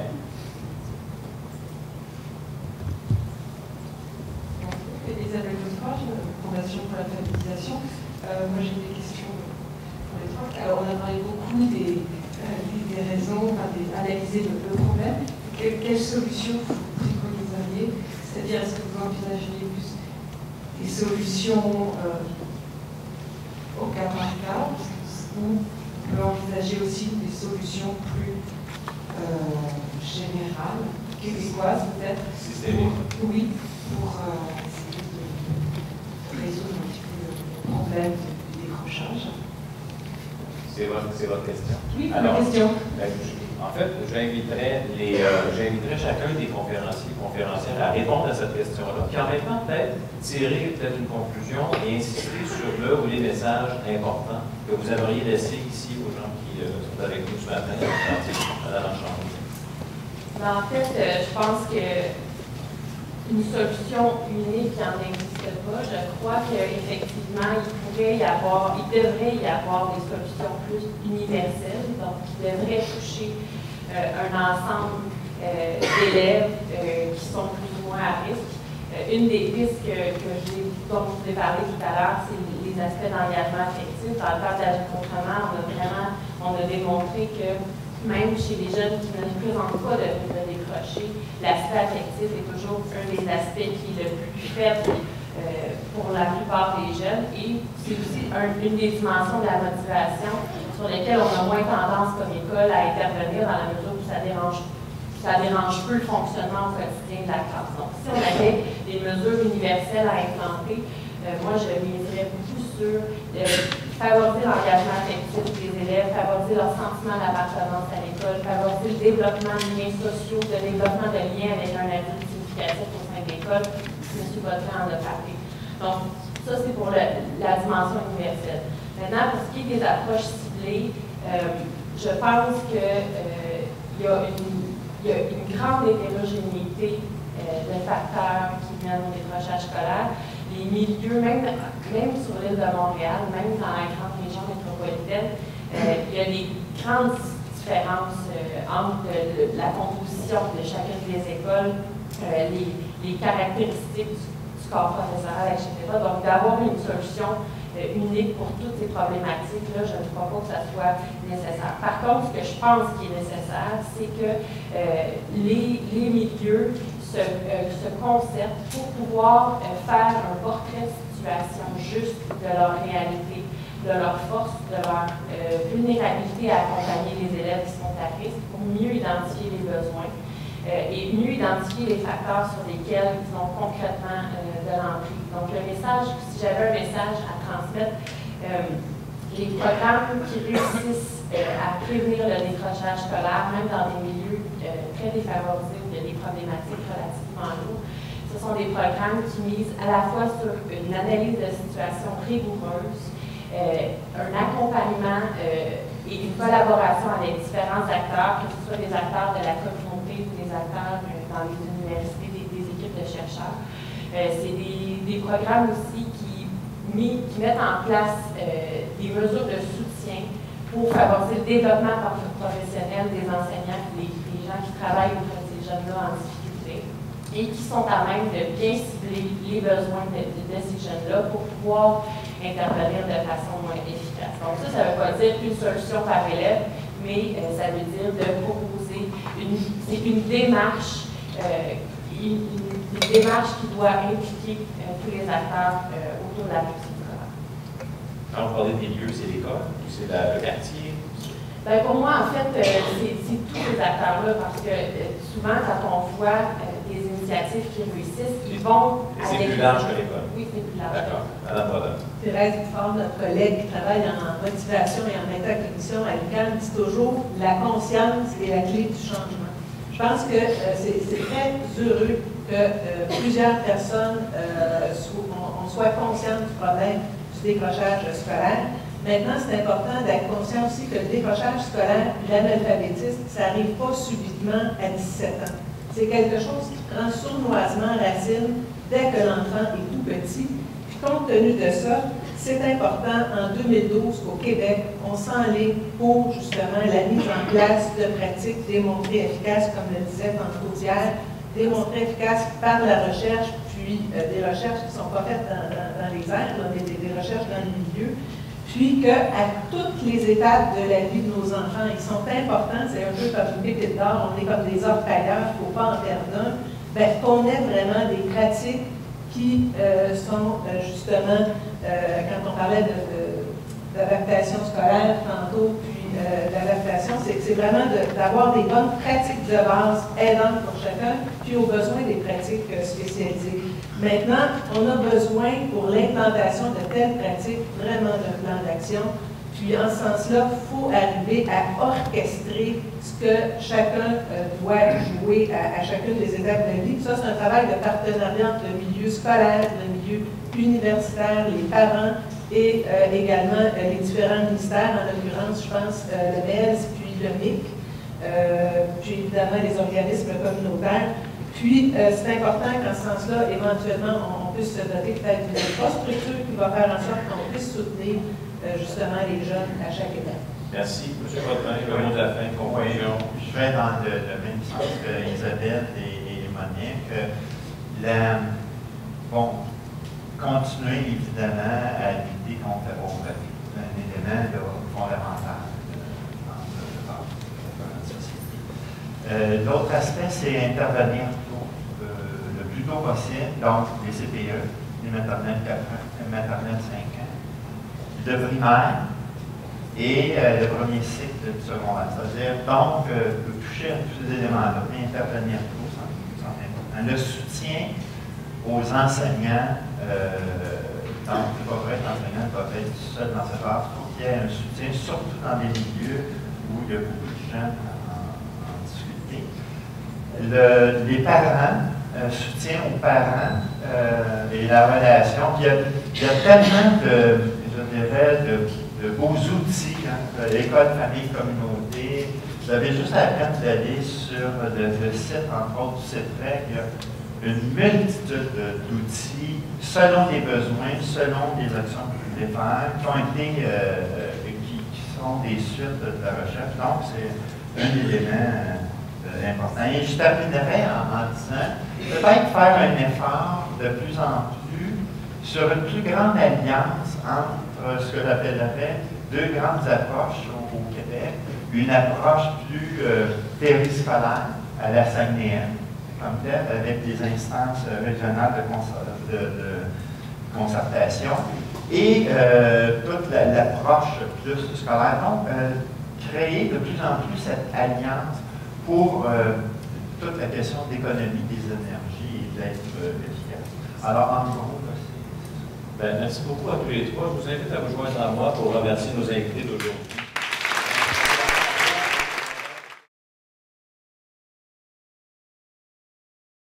Je vous présente la ministre de l'Éducation, du Loisir et du Sport, Mme.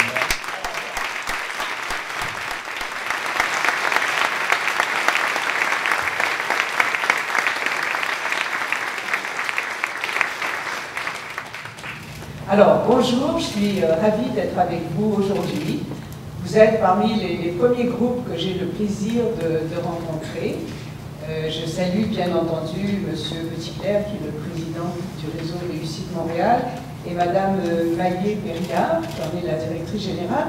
Je salue M. Kelly, qui est mon ex-collègue de l'Assemblée nationale, que ça me fait plaisir de voir. Et puis je suis sûre que si je faisais le tour, je rencontrerais bien des gens que j'ai connus peut-être dans une autre vie, mais je tiens surtout à vous dire que je suis ravie d'être ici parce que vous touchez pour moi à un sujet qui est vraiment, mais vraiment au cœur de mes préoccupations.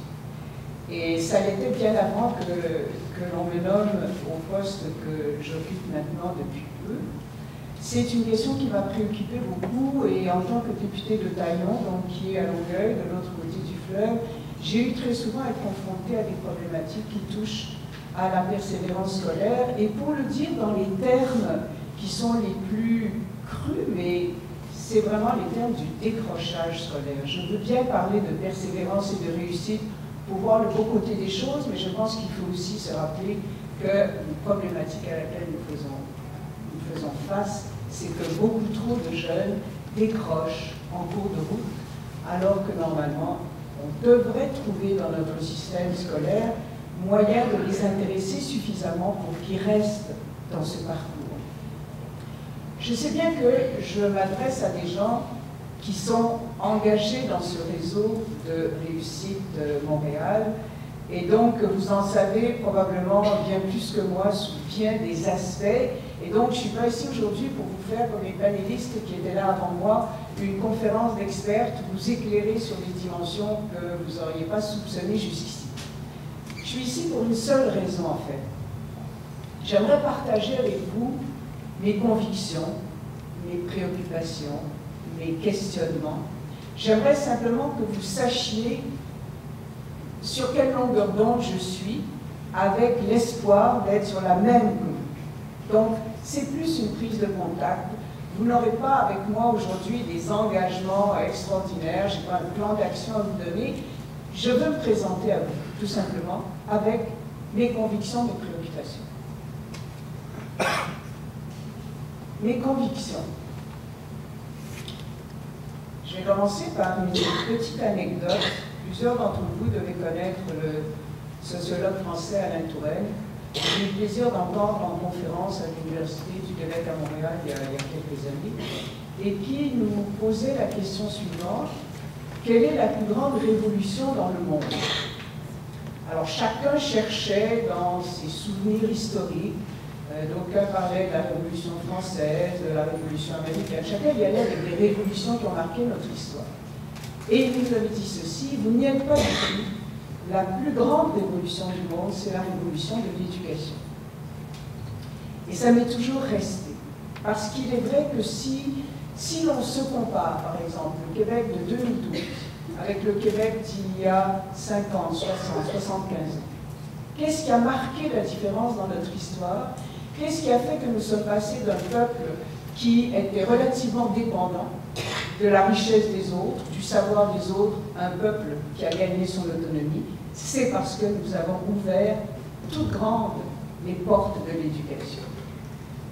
Quand on regarde aussi ailleurs dans le monde et qu'on voit des défis auxquels plusieurs sociétés ont à faire face, Qu'est-ce qui fait la différence souvent entre des pays qui sont sur la voie du développement et d'autres qui n'y sont pas encore? C'est l'accès à l'éducation. L'accès à l'éducation pour tous, et dans certains pays du monde, vous le savez particulièrement, l'accès à l'éducation pour les jeunes filles, qui très souvent y ont accès plus tard, comme ça a été le cas d'ailleurs dans notre société. Reculez pas très loin dans vos familles, vous savez bien que vous avez probablement des grands-mères, des tantes qui ont moins été à l'école que les garçons de l'école. Dans mes convictions aussi, convictions profondes, il y a l'idée que l'éducation, c'est vraiment une clé qui nous ouvre pas simplement au champ de la connaissance, mais moi je dis qu'il nous ouvre à la liberté. La liberté de comprendre, la liberté de comprendre le monde, d'avoir les mots pour décoder ce qui se passe. La liberté d'être des citoyens qui ne sont pas simplement des gens qui sont à leur place et qui font ce qu'on leur dit, mais des citoyens qui pensent, des citoyens qui raisonnent, des citoyens qui se sentent maîtres d'œuvre de leur vie et qui contribuent également à ce que la société québécoise progresse. L'éducation, je dis aussi, elle ouvre à la citoyenneté. Quelqu'un qui est analphabète, il y en a malheureusement d'une façon absolument incroyable dans la société québécoise. Quelqu'un qui est analphabète est coupé du monde. C'est pas compliqué. C'est quelqu'un qui se promène dans les rues de nos villes, qui ne peut pas vraiment lire les choses, qui ne peut pas vraiment, comme on le fait nous, faire un chèque, qui ne peut évidemment pas taper quelque chose à l'ordinateur, qui ne peut pas écrire une lettre. C'est quelqu'un qui ne se sent pas citoyen à part entière. Donc, l'éducation, pour moi, c'est vraiment une clé pour la citoyenneté. Ça permet de faire des choix dans la vie, pas simplement de se les faire imposer, de les faire soi-même. Si je pense à la société québécoise maintenant, parce que j'ai parlé d'abord des citoyens, des gens, parce que je crois que éduquer quelqu'un, l'aider à apprendre, c'est d'abord lui donner des outils pour lui-même. Et bien entendu, on vit en société, on souhaite que cette société se développe, on souhaite que cette société ait les meilleures personnes aux meilleurs postes, dans les meilleurs métiers. Et donc, si on veut avoir une main-d'œuvre qualifiée, si on veut que le Québec tienne sa place dans le monde, il faut bien entendu qu'on fasse des efforts majeurs en éducation. Le Québec sera de toute façon toujours un État de relativement petite dimension en termes de population. On peut avoir les plus grandes ambitions, on peut avoir les plus grands espoirs, on peut, avec raison, se juger comme étant un peuple de gens qui ont bien des qualités. On peut dire que notre culture rayonne à travers le monde et que pour un peuple de 8 millions d'habitants, parfois, on se débrouille pas si mal. Mais si on veut tenir notre place dans le monde, compte tenu des enjeux de la mondialisation, il faut qu'on soit les plus qualifiés. La meilleure concurrence, c'est celle de la qualité de la main-d'œuvre. Et donc, tous les efforts que nous pouvons faire pour que les jeunes soient éduqués, soient bien formés, soient orientés vers des métiers prometteurs, tous ces efforts-là, je pense, sont gagnants pour l'ensemble de la société québécoise. Voici quelques-unes de mes convictions. Je pourrais continuer sur les convictions, mais je veux simplement que vous sentiez à quel point, pour moi, l'éducation, nous avons la chance, vous et moi, d'être des partenaires de cette mission de l'État du Québec, qui est de permettre l'éducation des jeunes et des adultes. Je voulais que vous sachiez que c'est quelque chose qui me préoccupe au plus haut point. Mais au-delà des convictions, il y a, et vous êtes parfaitement bien placés pour le savoir, des constatations qui sont troublantes. Je vais prendre un exemple dans mon comté, qui est le comté de Taillon. Quand je suis arrivée là, il y a 6 ans, j'ai pris connaissance de la réalité du comté, mais particulièrement de certains quartiers. Et il y a un quartier dans mon comté, et ça ne s'est pas amélioré depuis 6 ans que je sache, pas vraiment. Il y a un quartier dans mon comté où il y a 40% d'analphabètes. 40%. Moi, je n'ai pas cru au début, j'ai dit, mais non, c'est pas possible. Alors, on peut bien dire analphabète fonctionnel, on peut bien essayer de nuancer par différents mots, mais il y a 40% d'adultes qui sont analphabètes dans un quartier de mon comté qui est de l'autre côté du fleuve. On n'est pas en région très éloignée, là. Et ce ne sont pas que des personnes âgées qui n'ont pas été à l'école quand elles étaient plus jeunes. C'est beaucoup des jeunes. Bon. Et vous les connaissez, ces jeunes. Ces jeunes-là, ils ont commencé l'école à un endroit. Leurs parents, pour différentes raisons, dans leur parcours de vie, ont eu des problèmes, ont déménagé. Une fois, deux fois, trois fois. Ces enfants-là restent jamais plus que 2 ans, plusieurs, hein, au même endroit. Et finalement, leur histoire par rapport à l'école est une histoire d'échec, de découragement. Et puis le peu qu'ils ont appris, ils le perdent. Alors, ça m'est toujours resté comme vraiment quelque chose à combattre. Je ne peux pas accepter, moi, en tant que député de Taillon, qu'il y ait 40% d'analphabètes dans ce quartier. Je peux vous dire que maintenant que je suis ministre de l'Éducation, c'est sûr que ça va non seulement continuer de m'habiter, mais je dirais presque ça va continuer de me hanter. Je ne peux pas accepter ça. Alors, dans les constatations, il y a, vous le savez comme moi, ce taux de décrochage scolaire qui continue d'être relativement alarmant. Je sais qu'il y a des progrès, particulièrement dans certains quartiers, dans certaines écoles, dans certaines régions. Il y a des expériences que vous connaissez qui sont des expériences très probantes, qui portent fruit. Mais il reste que si on est dans les 30% de garçons et 20% de filles qui ne se rendent pas au bout, c'est pas normal comme société. Parce qu'on a les outils, parce qu'on a les enseignants, parce qu'on a les compétences, parce qu'on a en principe des infrastructures qui sont correctes, même s'il y a beaucoup d'améliorations à faire et de rénovations à faire. Et donc, ça n'est pas normal que dans les temps requis, tant de jeunes ne réussissent pas à obtenir un diplôme. Je sais également, comme vous, qu'il y a des centaines de milliers d'emplois qu'il faudra pourvoir d'ici quelques années au Québec. De bons emplois. Des emplois avec lesquels on peut bien gagner sa vie, des emplois dont on a besoin pour se demeurer, pour rester à un niveau de performance et de développement économique, comme je disais tout à l'heure, qui soit capable de faire face à la concurrence. Et c'est sûr que si on a un pourcentage comme celui-là de jeunes qui décrochent, ben, c'est d'autant moins de personnes capables de nous aider à relever les défis de notre développement économique.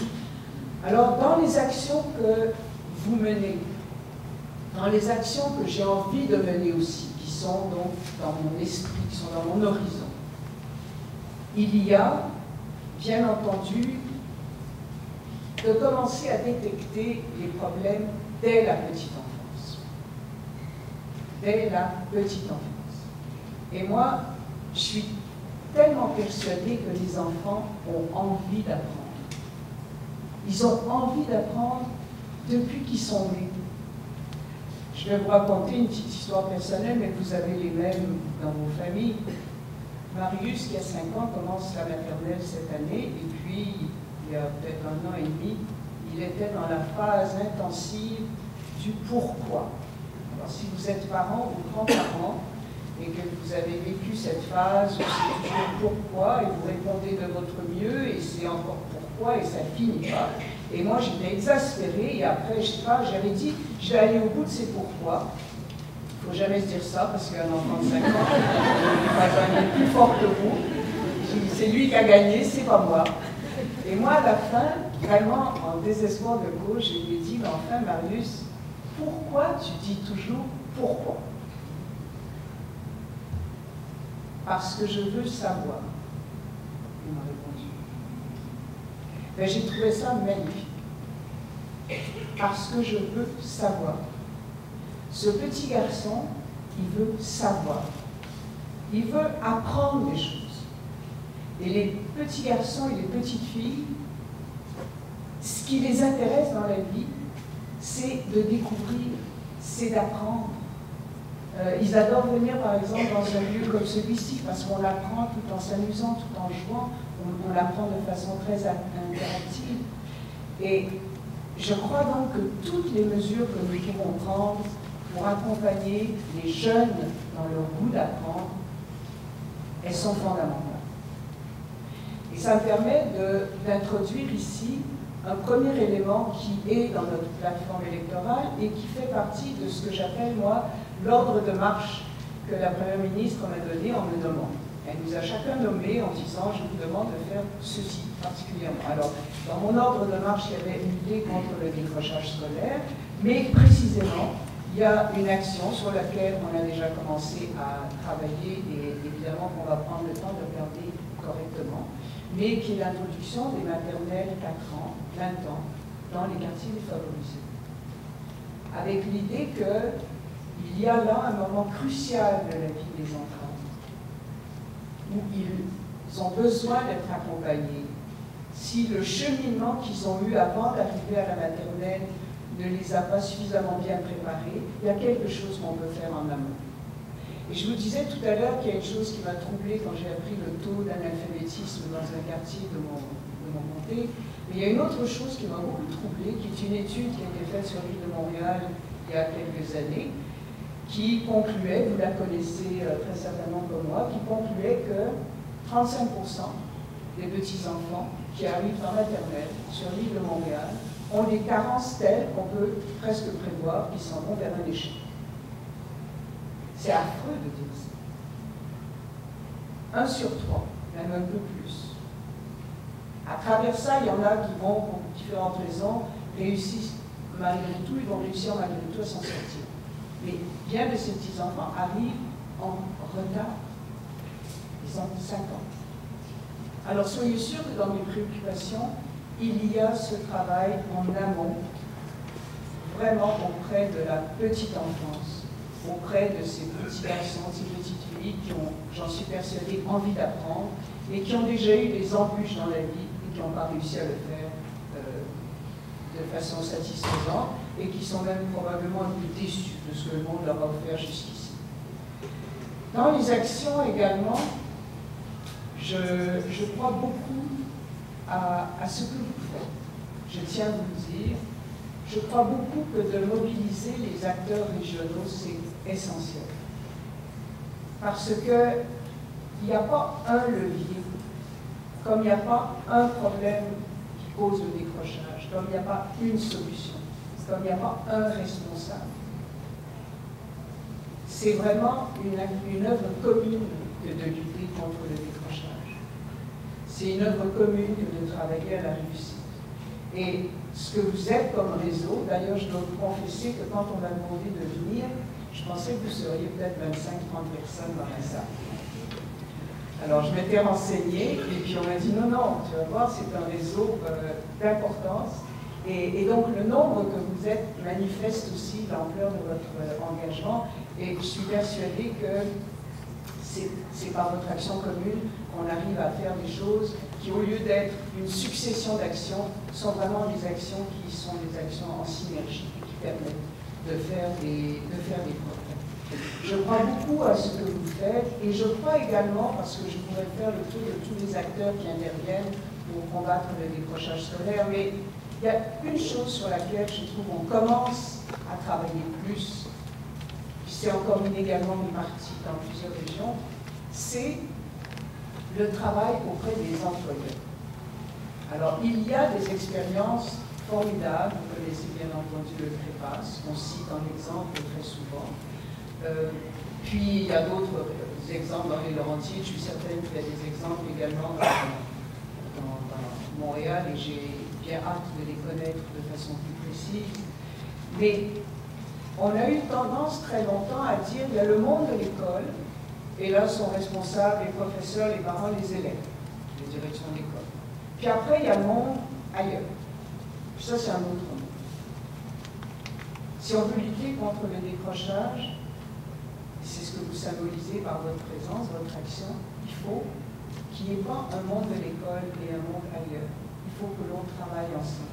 Et je crois beaucoup, moi, à l'engagement des employeurs qui, dans certains cas, vont jusqu'à passer des contrats, vraiment un engagement signé, et qui accompagne le jeune au minimum en essayant d'ajuster son horaire de travail à son horaire d'études, ou à s'assurer qu'il va trop d'heures de travail s'il étudie, mais qui parfois même l'accompagne dans sa motivation, parce qu'il y a des choses qu'on peut dire au travail, en dehors de l'école, même des fois des confidences sur sa motivation qu'on peut dire ailleurs, qu'on ne dira pas forcément dans le circuit scolaire. Je crois beaucoup donc à l'engagement des employeurs, puis je souhaite de plus en plus que leur monde se rapproche du nôtre pour qu'on travaille ensemble. Je vais terminer en vous disant de quoi je rêverais. Non, de quoi je rêve. Pourquoi je mets ça au conditionnel? De quoi je rêve? Je mets ça au présent. Je rêve d'abord que chaque petit enfant soit pris par la main et soit accompagné dans son goût d'apprendre. Pris par la main. Pas seul dans cette aventure-là. Pris par la main comme on l'accompagne dans toutes les dimensions de sa vie. Pour moi, c'est une image, mais elle est forte, le petit enfant qu'on prend par la main. Je rêve aussi que, à chaque fois dans le parcours scolaire d'un enfant et d'un adolescent, parce que souvent il y a d'autres éléments dans sa vie qui rendent ça un peu plus compliqué parfois, qui dévient un peu le goût d'apprendre, qu'à chaque fois qu'un enfant, un adolescent, fait face à un obstacle, il y ait quelqu'un pour l'aider. Le plus tôt possible dès que l'obstacle arrive. Et une fois que je vous ai dit ça, je me dis aussi à moi-même qu'il y a des choses à faire. Par exemple, en campagne électorale, Mme Marois s'est engagée à réintroduire d'ici 4 ans, bon, peut-être qu'on ne durera pas 4 ans, mais on a des projets pour 4 ans. On les ajustera au besoin. Au besoin, on les ajustera, mais d'ici 4 ans, donc 600 professionnels pour accompagner les enseignants dans leur tâche, parce que les enseignants sont très souvent obligés de faire autre chose que ce pourquoi ils ont été formés, c'est-à-dire d'apprendre aux enfants différents éléments d'un programme. Très souvent, ils doivent faire autre chose parce qu'ils ont un quart, des fois un tiers de leur classe d'enfants qui, pour différentes raisons, ne peuvent pas suivre le mouvement. Donc, je souhaite, je reviens à ça, que chaque enfant, chaque adolescent soit accompagné, là encore, dès qu'il y a une embûche. Et puis, ce que je souhaite surtout, c'est qu'on continue de se dire que la réussite, ça dépend aussi de nous. La réussite, ça dépend aussi de nous. Je dis aussi, parce que je donne de l'importance à la personne qui apprend. Je ne veux pas lui enlever sa responsabilité ni son importance. Mais le aussi, ça veut dire, nous, on est dans la même aventure. Et je me le dis à moi-même aujourd'hui devant vous, pour moi, les résultats qu'on aura dans les écoles du Québec, cela dépendra de vous, cela dépendra du milieu des employeurs, cela dépendra des parents, cela dépendra bien entendu de l'école, des directions d'école, des enseignants, de tous les professionnels qui accompagnent la démarche d'apprentissage. Et bien humblement, et j'essaierai de faire ma part, cela dépendra aussi de moi. Merci.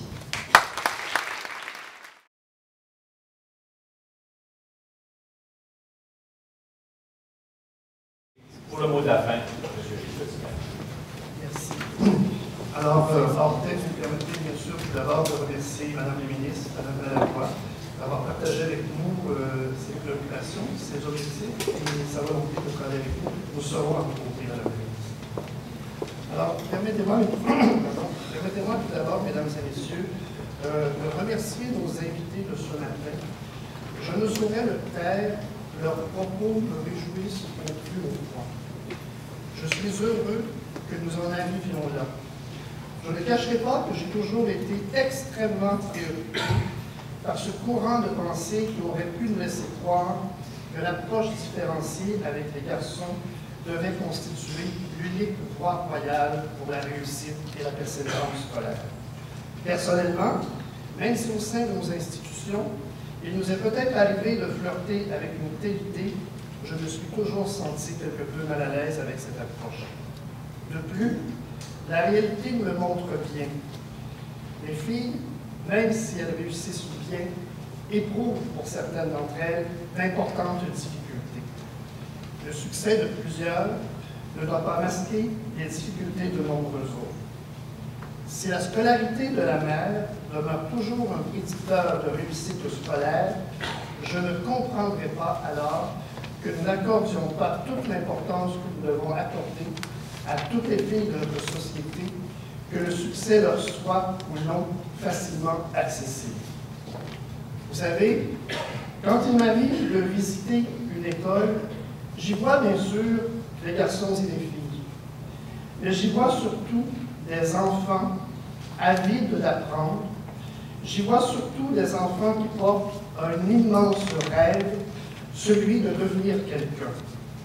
Je pense qu'il est donc important, urgent, de revoir nos façons de regarder nos enfants, de regarder nos élèves. Urgent de considérer différemment la spécificité de leurs besoins.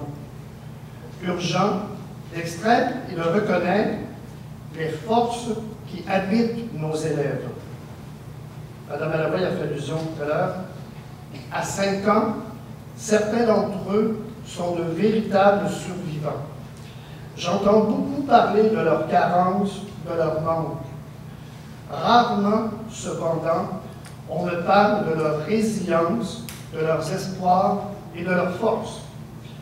Je suis convaincu que la réflexion de ce matin nous aura permis de poser un regard autre sur les enfants de Montréal et pourquoi pas sur les enfants du Québec. Nos partenariats sont, mesdames et messieurs, autant de façons différentes de les regarder, ces enfants de Montréal, ces enfants du Québec. Les regarder de façon différente, n'est-ce pas déjà prévenir le décrochage scolaire? Les regarder de façon différente, n'est-ce pas déjà exiger pour eux des conditions plus décentes, un environnement plus adéquat? Vous le savez, je veux bien croire, comme certains se plaisent à nous le dire, que les enfants qui grandissent dans des milieux économiquement faibles peuvent réussir aussi bien que les autres. Je veux bien les croire, mais je veux, à ceux-là et celles-là, aussi leur dire que de la pauvreté, on ne guérit jamais. En ce qui me concerne, les garçons et les filles pour lesquels nous souhaitons un avenir meilleur méritent que Montréal prenne tous les moyens pour éloigner d'eux l'analphabétisme et la pauvreté qui les blessent et qui ne se cicatrisent jamais. Ensemble, nous ferons cela pour les enfants de Montréal.